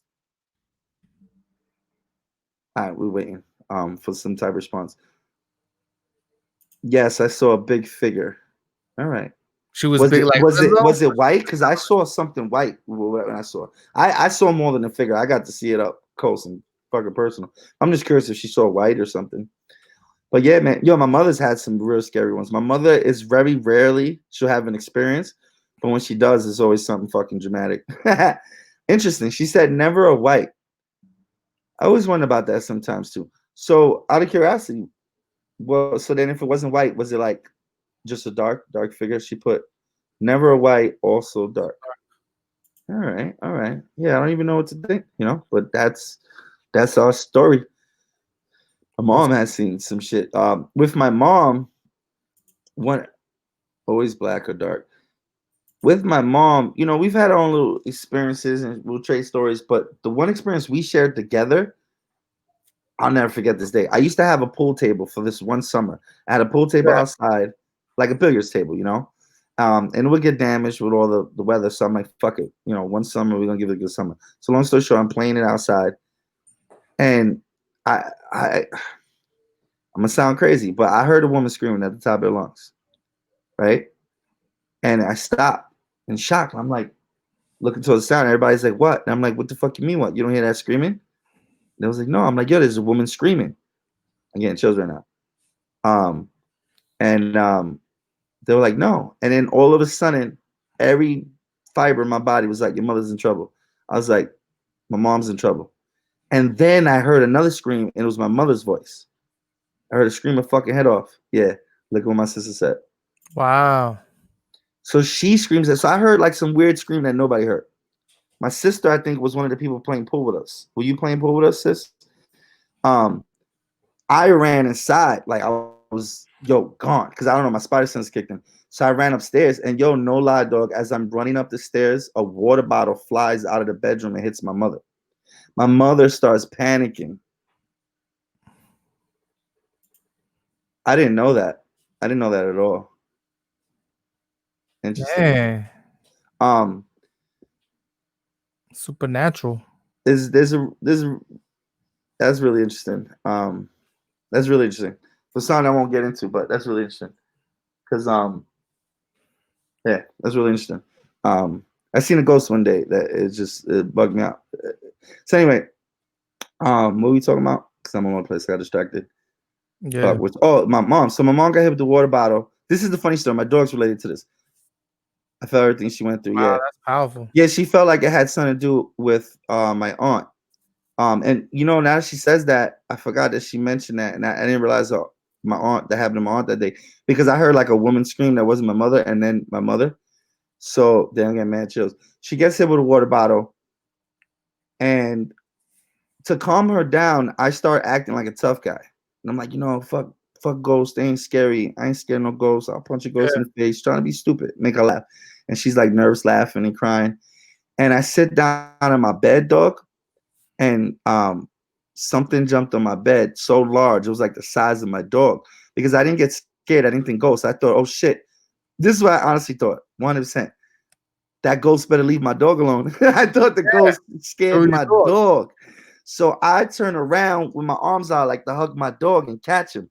Because I felt something the size of my dog jump on the bed and charge straight on me to like jump on me. And I felt like the four limbs come across the bed. Yeah.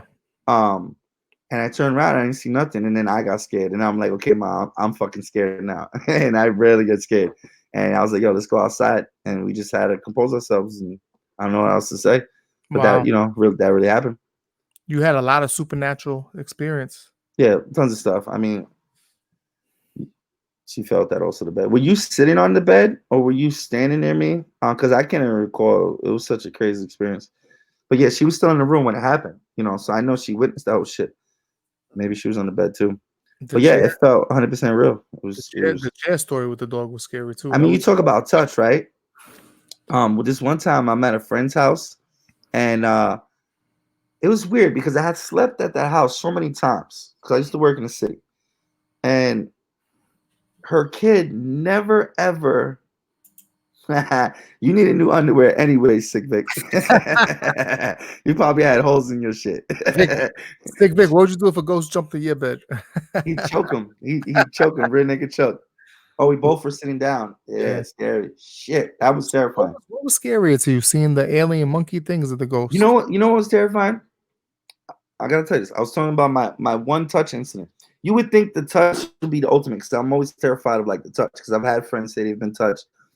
But thankfully, can I come stay with you Jose until something happens? Yeah, man, if you're feeling brave enough. Yo, but this, what I'm about to tell you, didn't happen in my house. So at this person's house, I had been there so many times, for work, for months, whatever. There was never been a ghost incident. This one night, little homie, he's like 7 years old, he's crying his fucking eyes out. And he's like, yo, I can't sleep in that room. Sleep in the room. There's a ghost in there. Something keeps touching me, keeps ripping my blankets off. What? So we don't know what to think, but the kid is terrified. So we're like, all right, whatever. So I forget why exactly. Tom just hit me up. He might hop on. I guess he'll see the thing. Yeah, she don't like to talk about ghosts, especially at night. Yeah, I totally understand. I just need you for that story. Thanks. Have a good night, Jose's mom. Joey's mom. Excuse me. Urban. What are we talking about? Put me in again. I'm losing track. Time. A little boy that they were doing paranormal activity. Yeah, so I don't know why the fuck I did it. I forgot why. Because there was different people there. Like, because we did some work shit, so we would sleep there. But I ended up like switching around and trading with somebody. I forgot why. So I ended up going in his room to sleep. I was at this time getting no sleep for days and weeks. So that's what saved me from not being terrified, Will, because this fucking thing touched me. This little boy wasn't lying. I got in his fucking bed. You experienced like the movie. I got in the bed, so I'm like, I'm just so tired. I just want to go to sleep. There's no commotion in the house. I'm pulling the towel, the blanket. Yeah, I got like this, ripped right out of my hands. Like if somebody stood up, grabbed it, and tossed it on the floor. It went all the way to the floor. This was one of like 3 times I ever like got tough with a ghost, but I lost the other 2 times. This time I was too tired. Yo, I got up. No lie. And I was like, yo, whatever's in this fucking room, leave me the fuck alone. And I grabbed the shit.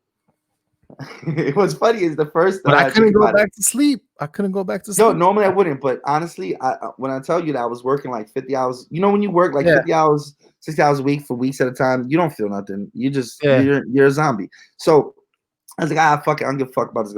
Yo, but the first time it pulls it, like fucking dramatically and throws it. The second time it was like, I pulled it up. It came with some punk shit. It pulled it down. I pulled it up. Yo, pulled it down. I said, don't fucking do it again. And I yanked it up. And then it was the morning time. Like I didn't remember what happened next. I knocked out instantly. So the ghost was like an annoying roommate. Yeah, and that day, and the kid never had experience, but I'll never forget that day. Because I think I didn't have to stay there no more recently after that. But I told the kid, I sat him down, I said, listen, I don't know if anyone ever had to talk with you. You don't seem to be religious. I was like, and I want you to notice this has nothing to do with religion. What I'm about to say is weird. But I believe somehow the image of Jesus Christ is protected. Like there's people out there that are not even Christian or Catholic. Yes, it is. That I don't know, they consider themselves, I guess, like paranormal investigators or psychics or spiritualists that help people. They use the image as protection. It really is a lot of power in it. I could 100% confirm that. It really so is. I gave him a Jesus piece, and I said, listen, I got the superstition, call it whatever you want, but I believe you should always have an image of Jesus, in your house. Especially, I have like, you won't even notice it, but I have like a little crucifix somewhere, for the room, major areas. And I gave him that, and I was like, listen, last night was real. Like I experienced it too. You need this, and whenever you get scared, just hold this, And I don't even know. I don't even know if it ever worked, if you ever saw it again. I don't know. Damn, everybody's coming in now. We're back up to 7 viewers. What's up, guys? Thanks for checking out the show late night. We're talking about ghost experiences. Jonathan wants to see a ghost. I got an idea. Didn't you talk about one day going someplace scary? We should bring Jonathan with us. The only thing I part of the crew that day is I'll do ghost hunting. I'll go to scary locations. Yeah, I don't do a Ouija board. That's what you're gonna say. How'd you know that? Bro, why? Because you're Puerto Rican and we're too smart for that. We don't play Ouija board. I remember the film I did, Bloody Nun 1, independent movie that I did, and there was like a seance scene. So I bought a Ouija board from a store, and nobody would touch it. You better stop playing with fire, bro. Nobody would touch it. Bought it. So yeah, the superstition is who has the intent or some shit. Nobody touched it, but I left it in the place that we rented, the cabin that we rented to shoot the film in. Oh, so you cursed those people, poor people. Yes. Yo, Jonathan's about that life. Look at that. He ready to die. Yo, so you want to be our sacrifice so we can make it really interesting? Imagine doing a Ouija board with Sick Vic. That would be freaking scary. Scary house and be like, slap Jonathan. Be like, yo, just kill Jonathan. He said you a bitch. Jonathan and Sick Vic, you down to go stay in the scary house with us? I ain't going with Sick Vic. Sick Vic would get us killed. Sick Vic would get us killed. That man, he's a wild man. He's a crazy. He is a wild man. One of the wildest men I know. I'm sorry, He's a comedic genius, though, bro. I just want to say, if I do this, I need like a safety word, like pineapples or something. There's a place. There's a place in Long Island. There's also the Montauk Manor where you could stay, which is haunted in Montauk, a hotel. And there's another place that you could stay for a night. But can you make it through the night, though? That's the thing.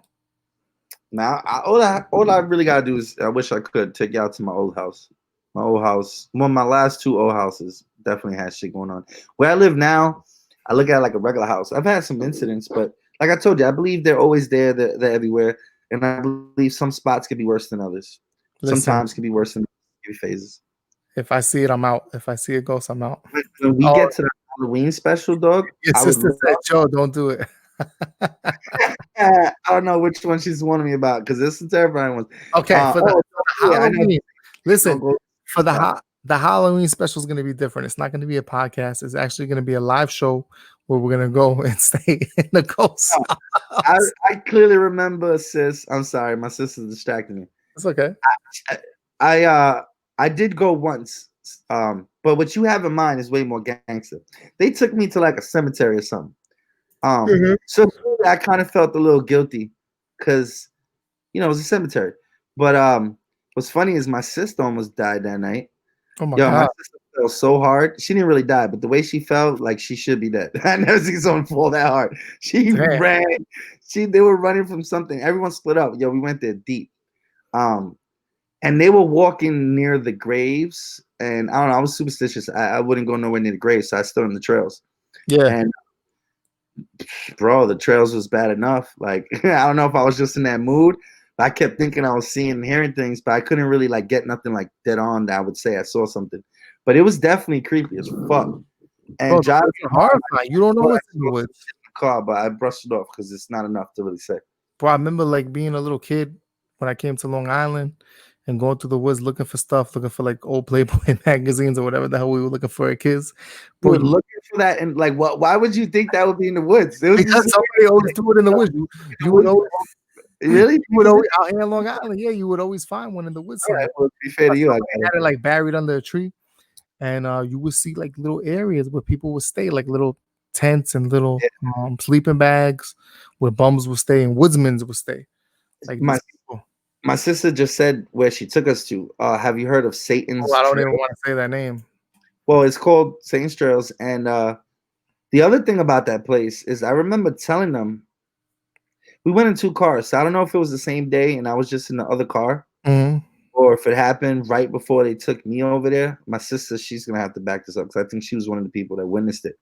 But it said there were people dressed in black that they found along the trails. What? And some devil worshiping. And they were like, "Yo, fucking legit. We stumbled upon that shit." That's crazy. That's why. If you're there, tell them the story because it's not my story. It's your story. That's even scarier than ghosts, man. That's terrible. Yeah. Never know what freaky shit. Imagine walking through the woods. And all of a sudden you stumble upon these people in black hoods. When I was young, I cut school one day in this abandoned building.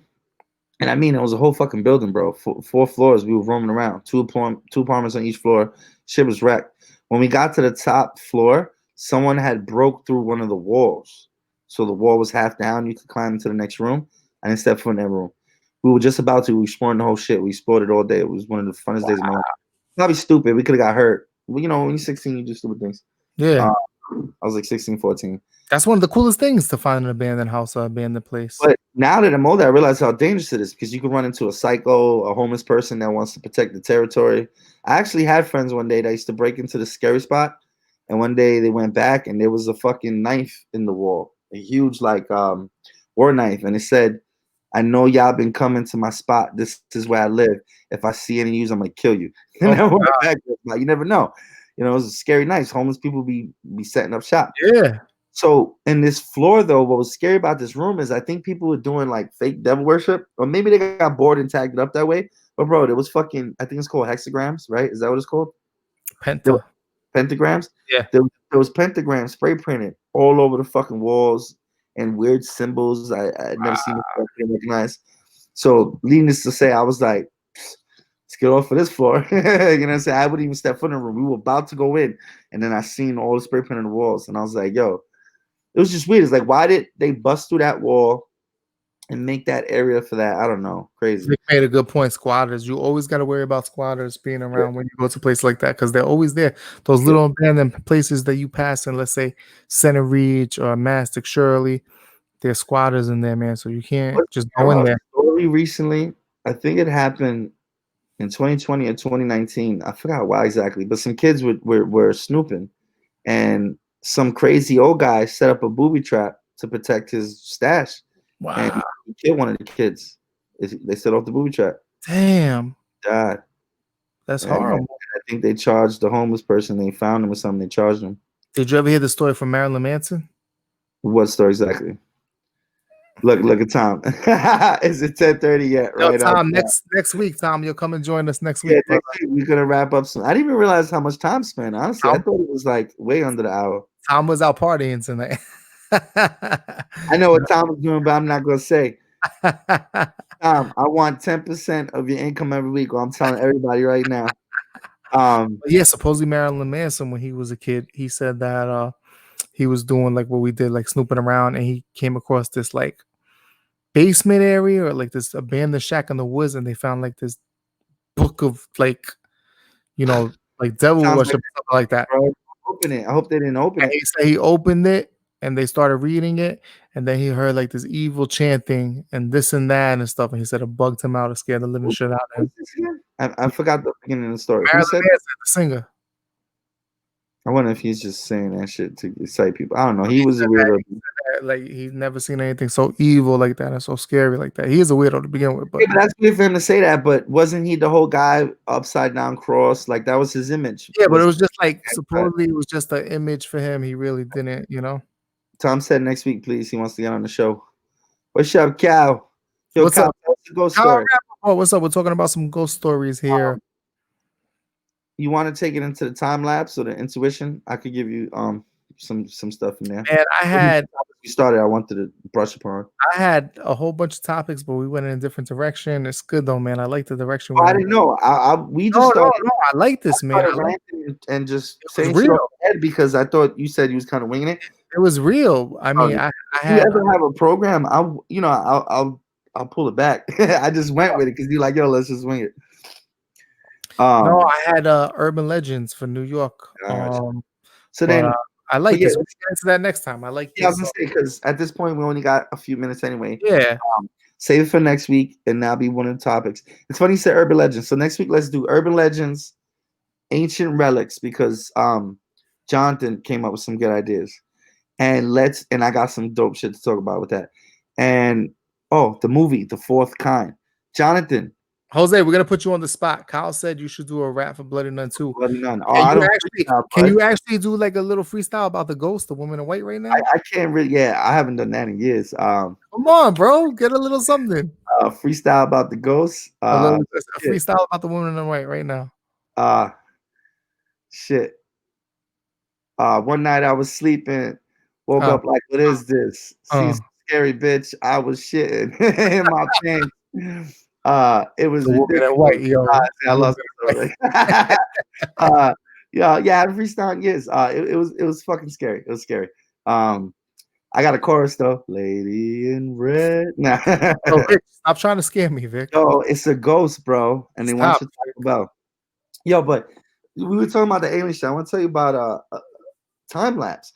Remember the dude I told you about that we saw that monkey shit with? Yeah. I experienced something with him I can't explain, right? But it connects. So I gotta tell you 3 stories, bro. This might take up the rest of the time. So this could be how we end it if I get long with it, but you have to hear Rusty. She's talking about my singing chops. All right, so check this out, Will. Me and my friend, we rented the movie Me, Myself, and Irene. You know what movie I'm talking about, right? Yeah, it was a great movie, Jim Carrey. Great movie. So we put on the movie. We getting our snacks ready. We sitting at the edge of the bed. We mad hype because we were Jim Carrey fans. We got about 15 minutes of this movie. Matter of fact, we started like 11. It was like 11:15. All of a sudden, I'm blinking, and I'm like mad confused. And honestly, at this time, I couldn't make that connection. But I had surgery after, and bro, it was like waking up from anesthesia. You ever woke up from anesthesia? Yeah, just like that. I looked at my buddy, and he was doing the same thing, blinking his eyes. He looked confused. He was rubbing his eyes, and we're still in the sitting position. All of a sudden, bugged out. That's like some Mandela effect shit. Don't make fun of me, all right? I'm not that old. It was a cassette player. So we had, when the movie. I was scream, bro. I hope it gets Will, not me. I got glass behind me, so like Jason could bust through the glass. So yo, that was I can't remember. Like Jose, bro. Oh, so bro, when a movie it finished, it would rewind it and spit it out. Mm-hmm. So for whatever reason, you talking about VHS, yeah. Yeah, we watching a VHS. The movie started, haha, funny. You was watching a booty movie. No, 15 minutes passed. Yeah, the VHS that you would put the booty movie on. Those are school shits. Yo, I'm like, yo, what the fuck happened? Did I fall asleep? I'm bugging. I see my friend, and he's like making the same bugging face. I look at the VCR, it's popped out. So that means the movie finished, went through the credits, rewinded itself, popped out, and time still passed. You know what was on the TV? Fucking, what was that chef? He was really famous. Earl or whatever. Emerald. Emerald was on the TV. It was 3 or 4 in the morning. So I tell my boy, like, yo, we got school tomorrow. What? High school. Get the fuck out. Go to your room. So he leaves. He gets out. Yeah. The next day, we don't talk about it in the morning. We will talk about it all day at school. We were walking home, and I think he says it. He's like, yo, so I've been meaning to ask you. I want to talk about last night. So I'm here like, yo, what? Because I don't know what to say, but I can't remember shit. And that's exactly what he said. He's like, yo, I can't remember shit. I'm like, did we fall asleep? He's like, I don't know, but I woke up sitting. I was like, I woke up sitting. You know what I'm saying? I was like, do you remember anything? What's the last thing you remember? So the movie was so whack that it just put you up. I love the movie. We ended up catching up with the movie like the next day or the day after. I think Blockbuster was open at time. Love that movie. Okay, so I got a couple theories. Okay, tell me a theory, then I'm gonna tell you another connection. But so back then, I remember some VCRs after we're finished will automatically pop the tape out. Boom. Yeah, it will rewind it and automatically pop it out. I could be making that up, but I do remember VCRs doing that. Oh, they always did that. All of them. It's a standard. Okay. Yeah, I'm not implying like something weird popped it out. I'm implying that we either just fucking zoned out. We didn't fall asleep because I would have been laying and sitting up, bro. When I started to become aware of myself in the room, I was already sitting. There's been stories of people that fucking have time lapses and like woke up in their car on the wrong side of the road. There's even 2 famous stories, real stories, bro. I don't know the name of it to Google it. Whoever the fuck wants to Google it. 100% true story, not conspiracy, not a fake news. Somebody was traveling somewhere, bro. Fucking had a time lapse and disappeared and reappeared 5 hours later, like thousands of miles away with the car. That's bugged and out. They have proof from like road cameras that he was over here and then he got over there. His whole fucking car. And his car had radiation residue or whatever. Speaking of that, we got 3 minutes left. We're going to end at hour 45. Okay, but just I got to go ahead. No, we could go longer. We go longer. But do you ever have like a reoccurring dream, that keeps coming back to you, that you keep having in life? There's always this one that I have that pisses me off, that I go back to high school at the age I am now. So I go back to high school as a 30-something-year-old man, and I got to go back to my senior year and say, yo, that dream pisses me off. It's like the worst dream. It's like the biggest failure. And everybody's like, why are you here? What a loser. Bro, I hate that dream. Intense. I have. And then I wake up and I'm like, I'm free. I'm graduated. I got a job. I'm so happy. I have 3 quote unquote kind of reoccurring dreams because the dream will be different, but it's like the same tone. Yeah. I actually had a reoccurring dream for like a year. It was fucking intense. But I guess the dream made me have a fear of tsunamis, but I kept dreaming that it was the same dream over too. It was always the same dream. Sometimes I got a little extra, but like I was stuck in the middle of buildings, Manhattan somewhere during a tsunami. Terrifying. Wow, that's bugged out. Lives. Never knew what happened. The other recurring dreams, I always have an alien invasion dream where I'm like running for my life, terrified, trying to keep people alive, stay on the ground. I always have a zombie dream where I love those. I've had some scary ones, but they're scary, but they're out of them in my dreams. Bro, they're horrifying, but at the same time, they're dope because you're ready to fight and kick ass in the zombie. For whatever reason, I don't know why. Some people believe the dreams mean different shit. So maybe when I'm having my zombie dreams, I'm feeling confident at the time. Because they say like in the dream, if you're getting your ass kicked, you're insecure. In a dream, if you're doing the ass kicking, you're confident. Yeah, I fuck zombies up all day. All my zombie dreams, I'm like the best killer. I'm making weapons. I'm recruiting. I'm like, yo, look, I sharpen all these pencils. Here you go. Stick them right in the ear. You know? I'm giving them tactics and shit. The other recurring dream I have is where I'm stuck in like dystopian fucking Illuminati world. And that is fucking depressing. Whenever I wake up from that, I'm fucking depressed. But this is always this weird shit. It's weird because when I have that dream, I almost feel like I'm in another version of myself. It's just how the dream feels. So I hope y'all don't think I'm crazy. And it just sucks. I'm always there and I feel like, oh shit, I'm in my body, but it's not me. Like there's a me that lives in that fucking world or something, and I get stuck in here. So now I gotta play along, but I don't remember shit. So I'm scared to death that I'm gonna blow my cover because I gotta pretend to know what the fuck is going on. But the me in that world is like a piece of shit. He's like a sellout. He's one of the motherfuckers. You know what I mean? I be doing fucked up shit. Yeah. Weird dream I had. You brought it up. So the dreams that are so good that you try and go back into, but you can't. You try to fall back asleep into them, but that shit is gone. So much. I guess because I grew up, middle class poor. Well, I had a recurring dream when I was younger, consistently for years, and then it ended. Well, what was it? Type it out and press the click button. We're gonna put it on the screen. It's a freaky deaky dream, Jonathan. What, you just asked me something? What did you say? You were gonna say something before. You said you have a story to tell before we end it. Well, what I wanted to get to was to finish off the aliens real quick. Have you ever heard of the black triangles?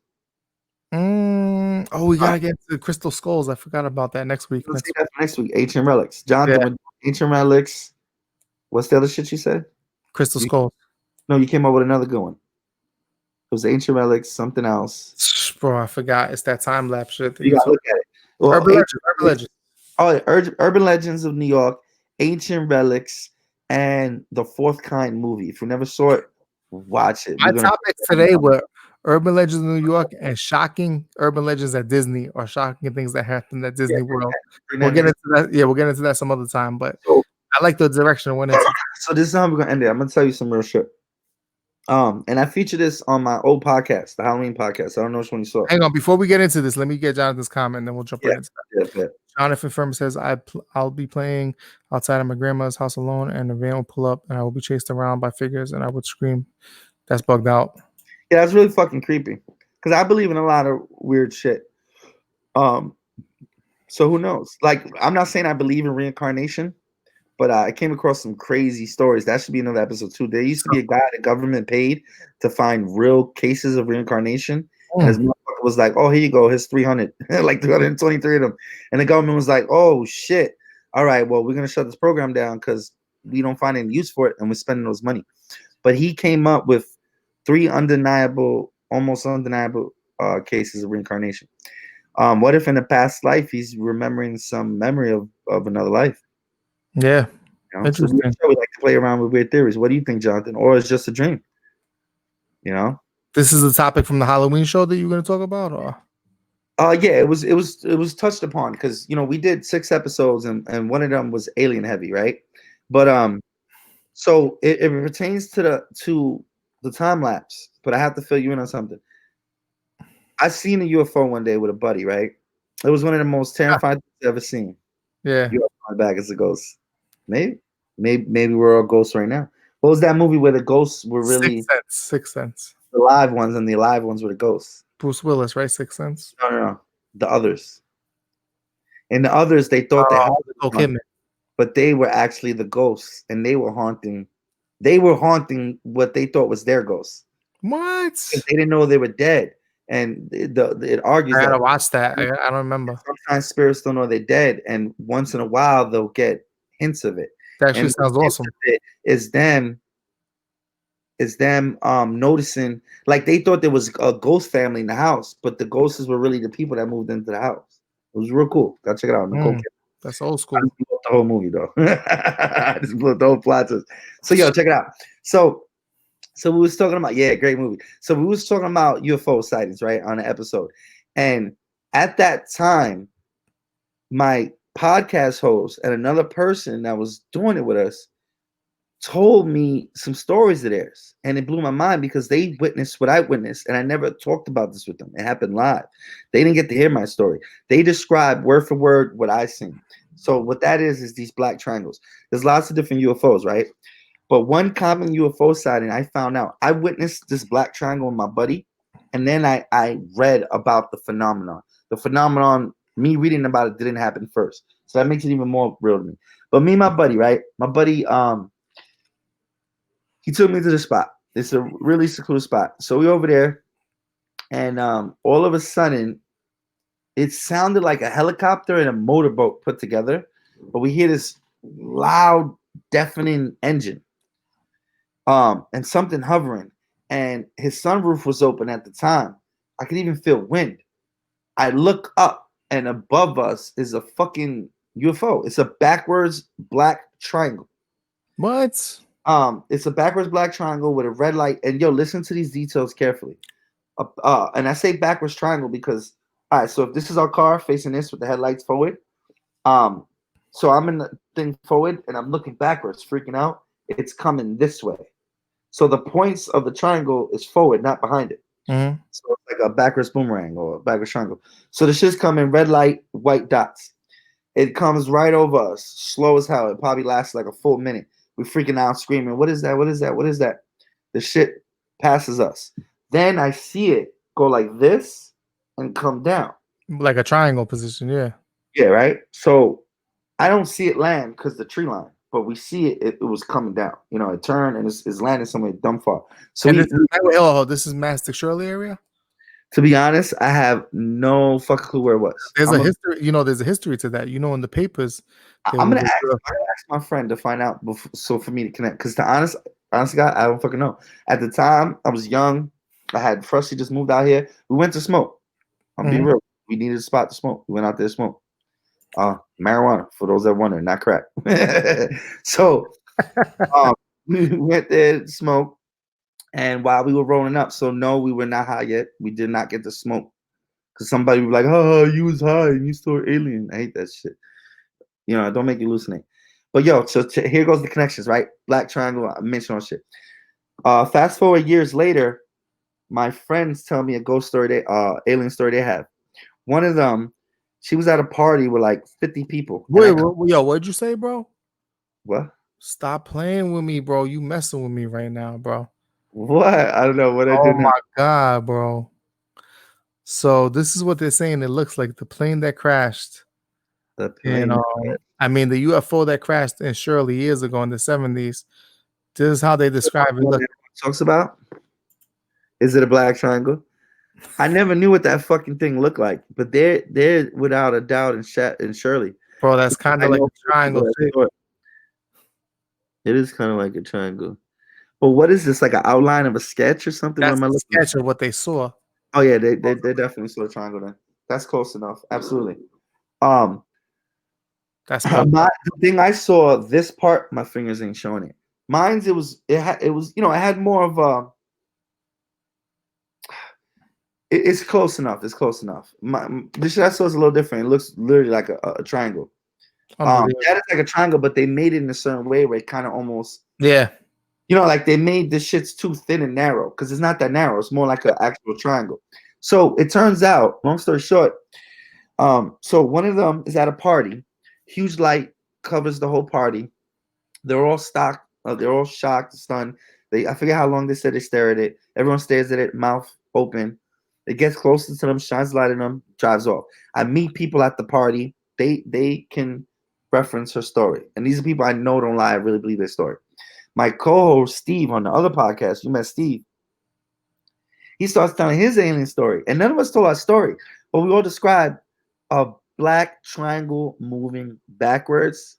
That's important to know. I'm going to get to in a minute. So now with the other person, he said his roommate at the time was a girl. He said he came out of his room and she was, like all dramatic or traumatic, staring out the window. And he was like, "What's wrong?" And she said, there's a fucking UFO in our backyard. And he was like, what are you talking about? And he said, like, she was stunned. He said he came running over just in time to see the black triangle lifting off and leaving. Yo, then X-Files came out. You seen that reboot of X-Files? No, I didn't get to check it out. So they made X-Files and they brought out this whole new season, right? I didn't watch it when it was on TV with everyone. But after we talk about these black triangles, I watched X-Files. X-Files has an episode on the black triangles. So then I Google black triangles. So I'm like, if it was on X-Files, it must be a phenomenon. And I know 4 people that saw this thing, and I thought it was an isolated incident. I never looked into like typical UFOs. So I looked in what is the most commonly seen UFO. I bet you if you type it right now, it'll come up. Type in see if this happens, because this is what happened to me. I typed in the most commonly seen UFO, fucking black triangles. Apparently, it's so common, it's like a fucking phenomenon. And they're heavily seen in America. And check this wild shit out. It talks about the black triangle, and it's definitely what we saw, because it shows the black triangle when people see it with the red light and the white lights are described. That's very distinct. But what they don't talk about in the phenomenon, what they didn't show in X-Files, was in X-Files and in the phenomenon, the triangle drives with the main tip forward. Me and the people that saw the black triangle, we saw it backwards with the 2 tips forward. So what I'm getting at is that it kind of makes it more realistic to me. Yeah. Because you know what I'm trying to say? Like, there's a detail that we know and we didn't read from a phenomenon that all of us experienced from a phenomenon we didn't read. And we have like an extra piece to it, but we line up with the rest of the phenomenon. So I don't know. Crazy shit. Now check it out. Here you go, full circle. Last story. Time lapses. I know someone who experienced a time lapse. Talking with my buddy years later, we got to the talking, and I was telling him, the one that I saw the UFO with, the black triangle. I said, you know, bro, besides that black triangle, you know, I got fascinated with aliens after that. And then I told him about the monkey incident. I told him about the other thing I seen, and I told him about the time lapse. And he was shocked. And he was like, you know, I never told you this. He was like, but me and my lady at the time, he said they used to watch American Idol, and it was a huge, big deal for them. They never missed it. They were smokers, obviously. I told you I was smoking them, right? So him and his girlfriend had this ritual where they roll a fatty, they'd cook dinner together, they'd do the fatty, they'd eat dinner, and they'd watch the movie. Yeah, coming tonight. Thank you, Jonathan. Thank you, Jonathan. We appreciate it. It's flowing tonight, man. We flowing. So he says, girls, like, yo, hurry up. You took long with the food. The show's going to start in a couple of minutes. And you know we like to finish the fatty before it starts. He's like, yeah, my bad, I'm coming. He said he sat down, and that was the last thing he remembered. He said he was blinking. He looked over at his girl. She was blinking. Damn. Both their plates of dinner. You don't think it was the weed? Bro, the blunt didn't get smoked. The full blunt was in front of them with their full dinner plates, and they never saw American Idol. Either they was fucking. I like how Jose steps into the scary light when he told. How do you explain? Oh, that's the coincidence. How do you explain that though? Either they fell asleep, or something unexplained happened. But it's like, come on, story. It's similar. They were hungry. They loved their fatty, and they don't miss their show. And they fell asleep instantly. Both of them fall asleep instantly. Don't remember shit. Didn't eat dinner. Come on, didn't smoke the fatty. And it's him. It's him, the dude I saw the black triangle with. I don't know. Damn. Maybe we saw some shit we weren't supposed to see, and they wiped our memory. I don't know. But I'll tell you one last shit that I don't know if it's connected. But you mentioned dreams. I had an experience with my dad and a coworker that I can't explain to this day. I don't know what it means, but I never thought none of it, and I don't want to find out. But it's going to relate to Fourth Kind when we watch it next week. In the Fourth Kind, in Alaska, people were experiencing something, and people were seeing an owl in their window. I woke up a few weeks ago with a time lapse. Bet. Yo, next week, I want to hear that. I'm having some bugged out things, because before you just said the word owl, I had an image in my mind of an owl, of like a mechanical metal owl. That's bugged up. Yeah, I'm getting chills right now, because a lot of people say they've seen the owl. And in the Fourth Kind, the owl plays a major role. I looked at my microphone, and then the next image that popped in my head was an owl before you even said that. Yeah, I wonder if maybe I clicked something in your brain. Jonathan, I know you said you didn't know when you wanted to be in the show, and I know we said Tom getting next week. We got both yous. I would love to have both of you. So Sure. Jonathan, down. I would love to hear about your time lapse because there's a lot of shit to that, and I will try to find some credible stories to reinforce it. We all fucked tonight. Yeah, I know. We pissed them off, right? We pissed them off. We all getting probed and then wiped. It was a wild night, man. I had so much fun on this podcast. I want to keep going, but we seconds. No, we almost 2 hours right now. All right, so here's the last shit I'm Okay, go ahead. What the fuck? Time lapse. Oh, hold on. Let me load. Yeah, my girl's with the baby. The baby just had a nightmare or something. She woke up crying. My wife, fiance is with her. So, so I'm with my coworker and my dad. We're driving to go pick up another coworker who needed a ride. We're waiting in front of his house. I'm sitting in the passenger. My dad's in the driver. My friend's in the back. We're waiting for the other dude.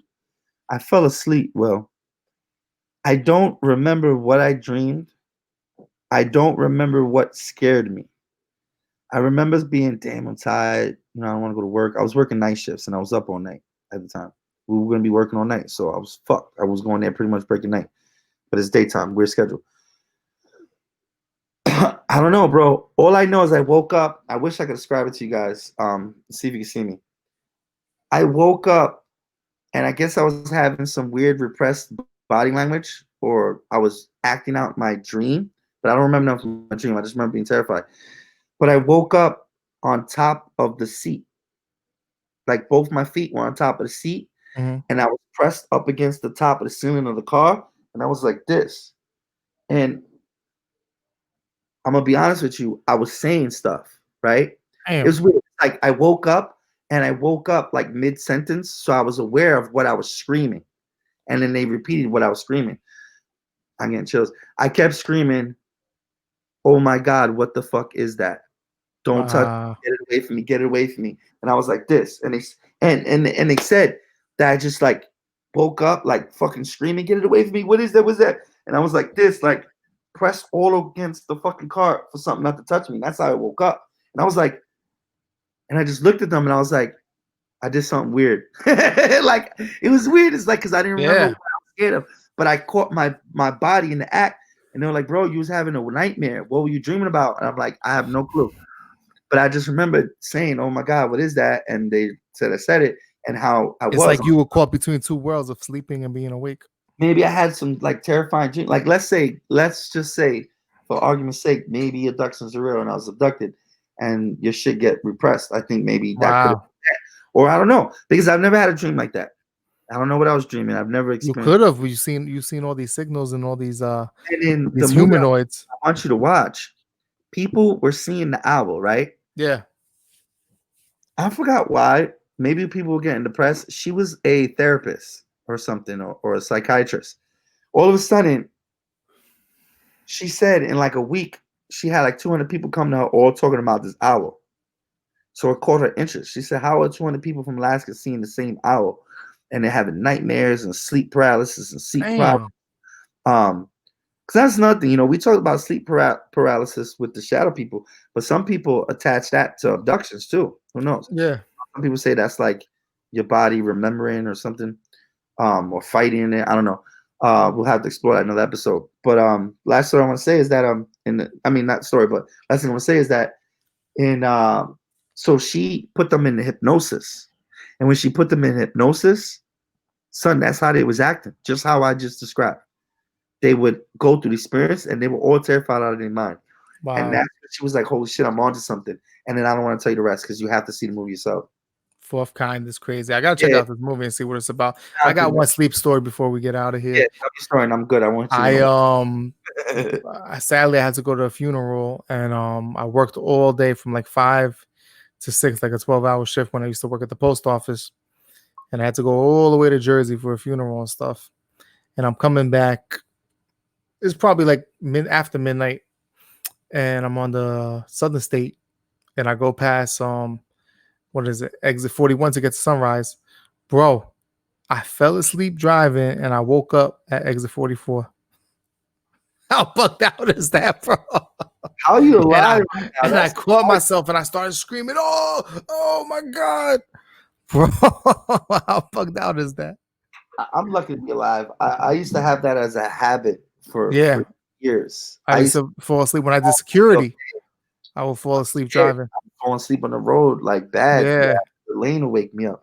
I've had too many close calls. Because, bro, you're in a trance-like state when you're driving. Think about it. You're just focused on one thing. Start an after hours wrap-up show next. We need one. What did we just discuss? We got problems. That's a good idea. We got to bring Steve on one day. Because he needs to back up something we saw together. Because it just popped in my head. I witnessed something with Steve, and Steve looked it up, and it turns out it's a legend. But me and Steve, I think we saw a Thunderbird, bro. You know how much I love legends, bro. You know what a Thunderbird is? Like the car Thunderbird or like a real? I don't know. He explained to me it's an ancient Native American legend. Oh, they got some creepy. They got some crazy legends. Some people believe that there's a dispute on the belief, though. Half of the people say it's a bad omen. The other half of the people say it's a blessing.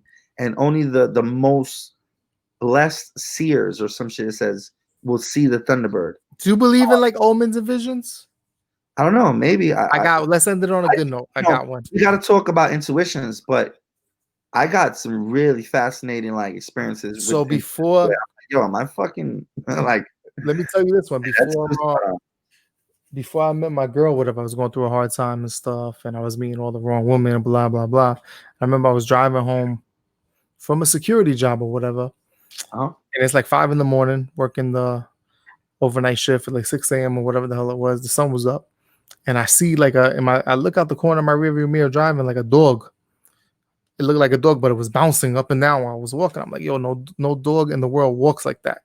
I was like, what the fuck is that? So I stopped and I'm looking at it, and it was a big ass fox bouncing up the road, and more than a big red fox. Yeah. Oh, it's like a real fox? I thought it was a real fox. No. This ain't the animal show. This is the far down the road. No, like, I thought it was gonna be I think I saw a ghost fox. And I looked it up. I was like, what does it mean when you cross paths with a fox and it looks at you and it looks at it?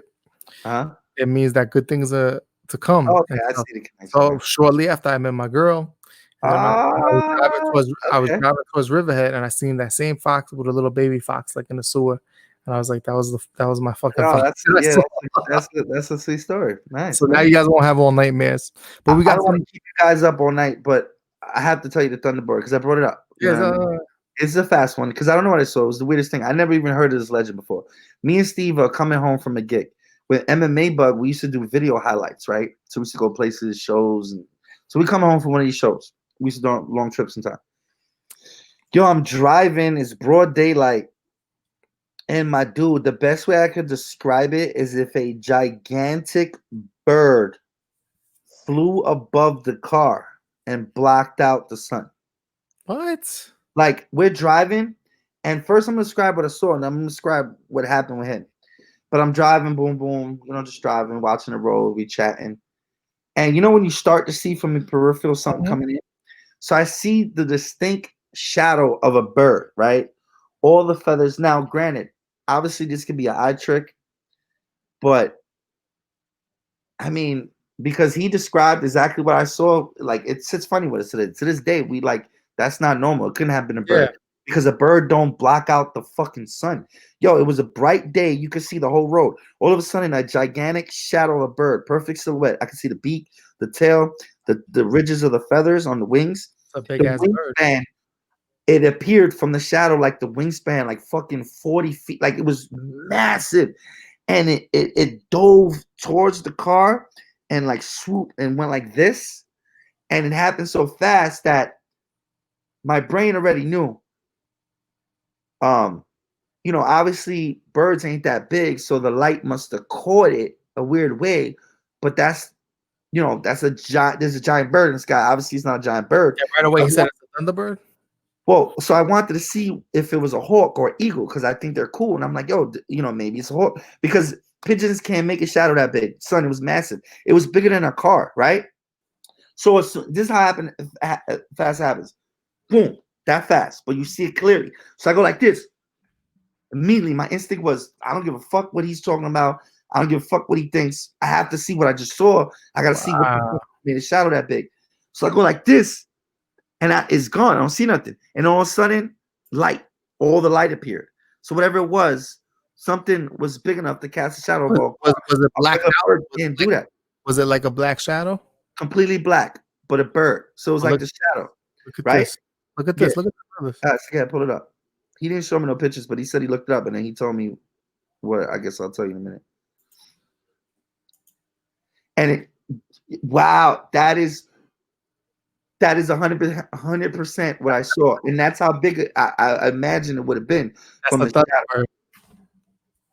Yo, I got chills now, but I think it's fucking cool. I'm gonna go with the good side of it because we seen it so long ago. If it was bad omen, we should be dead.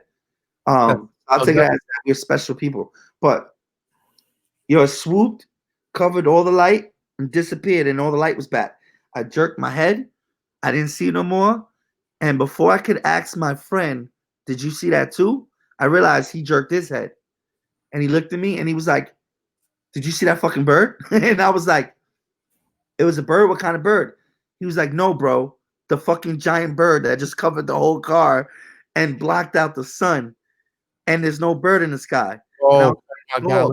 Look at this. Look at this. Is the Thunderbird real? And a gigantic bird was sighted in Alaska in 2018 January by a woman driving, having a wingspan nearly as wide as the road. Wow. Wait, I want to finish. I'm sorry. Can you finish reading this? I'm fucking fascinated right now. I don't know. I forgot. Because what I saw was it was real. It was not. Wait, it was okay. When two friends are walking through the woods. Can you see it? Near Brian Acton Castle, and we're startled by. We didn't hear no sound. I don't. It was. Can you hear me? It says that. Yeah, I can hear you. It was extremely. Well, let me see. It was extremely loud, and I glanced up and saw a huge black bird. Anthony said in a report, it was sitting above us and seemed to startle. It flew about 100 feet to a nearby branch. Its wingspan. Yeah, that's the exact words I told my friend. I said, "Bro, how big was the wingspan?" Because I saw something as big as 10 feet, but I want to say like 20. Wow. He looked at me and he said, "Bro, 100%, 100%." I was like, "Could you see the feathers?" He said, "Bro, I saw the feathers, the tail, the beak. It was just this big black bird." For all guys, so fast, but everybody who's like, yo, let's pull that up because the banner. That is 100% just like you see the head, how you can't make out the eyeballs, but it got the narrowness and but it's just like the shadow that you said. But I mean, even that looks like shadow, but that's exactly what I saw. So maybe it was shadowed, appeared for a second. I don't know. But a regular bird couldn't make that shadow over a highway. I was driving on Sunrise, LIE. So everybody who's can't see, who's listening, we're looking at a picture of apparently a Thunderbird, and it's looks like a big giant ass crow, about bigger than a human man. It's like I can't even describe how big it is. It's like the size of 20 feet wingspan. That'll take up the whole road. It looks like a small airplane. Yeah. Yeah, and it flew right over. Steve said that what he read was that like if you don't believe in the omen, the other thing is that the people who see them, it's a blessing, as in letting them know that they're special. And he didn't really explain fully, but he said like special in the sense of, and it could explain why I've seen so much shit. But those people, so in other words, if you could see a Thunderbird, it's a sign that you're a seer. You have the eyes. I don't know, like you can see the other world or something. Like it's mad poetic. The Thunderbird is a lot of shit, bro. And me and Steve seen shit together. Thunderbird is a legendary creature in North American indigenous people's history culture. It is considered a supernatural being of power and strength. Symbolized. The Thunderbird, the Native American symbol, represents power, protection, and strength. He is often seen as the most powerful of all spirits and can also be transformed into human form by opening his head up like a mask and taking his feathers off as if they were a mere blanket. Interesting. I was digging it until they mentioned like a human. I was about to say, yo, I should get a Thunderbird tattoo. Like, yo, I'm like, yo, I see the Thunderbird, bro. How many of y'all seen the Thunderbird? This was a crazy episode. There was so much. This episode was like all full circle. Everything like yeah. That's your fault, bro. I hope we freaked you out tonight, guys. I enjoyed tonight. My voice is a little lower because my girl's sleeping in the bedroom, so I don't want to be yelling like I usually do. But and the mic is good, so I could talk regular now without screaming into it like I did before. But we got some announcements to make. Our other show, the MMA Smash podcast, we got a big show tomorrow. Famous MMA legend Ensign Enway is going to be our special guest tomorrow night. So check it out around 9 p.m. It's going to be fire. Me, Jose, and our boy Chris Cope. We want to thank all you guys. Please check us out, The Rabbit Hole, on Apple Podcast now. And everybody listen on Vector Reader who are listening to us, the audio version. We really appreciate it. And you guys are part of our crew. We're going to try and describe things out so you guys could, who can't see the video version of the show can get the, Sorry, yeah, we got to remember that. We'll get better at that. We'll describe everything real quick, Because to have you guys, that community listen to us is a big honor. So we really appreciate it. Before I did video podcasts, we did audio, and that's what we used to do. Man. So described it. And people were cool with that, Thank you guys for being with us. Yeah, so we covered Little Alien Monkeys, Crazy Fast Food, The Woman in White. And hope you don't see no alien monkeys, except if you're Jonathan Furman. I hope you fucking see a ghost and an alien monkey at the same time. Yo, John, someone's gonna grab your foot tonight when you're sleeping under your bed. Yeah, I want to know more about his time lapse. We got to bring that up again. It's gonna pull him on the back. It's gonna go, Jose. You said you had a time lapse too, right? Well, a time lapse? Didn't you bring that up before? Am I just making probably? I don't remember now, but I probably did, bro. I probably did. But that's what's up. More about that. Yeah. Thank you for having me on the show once again. John says I'm hoping to get Haunted to see something. No, you don't, John. You don't want to see that. Careful what you wish for, guys. It was a blast. Thank you for coming by and checking out Far Down the Rabbit Hole. Check us out on Apple, Spotify, Anchor, and a whole bunch of other places. And on that's YouTube. Why you don't see no ghosts, bro. Jonathan Furman says, don't cats ward off evil spirits? My man got an army. He has like 9 cats, dog. They see things. They do. Nah, they do. We need to take you away from your cats, and your ass is done. we taking them somewhere. They do that around. They see something. All right, guys, that's it, man. Jose, it was a lot of fun, man. We're gonna do it again, brother. Peace out, guys. All right, until next time when we go far down the rabbit hole. Far down the rabbit hole. Peace and hair grease. That was corny. Later.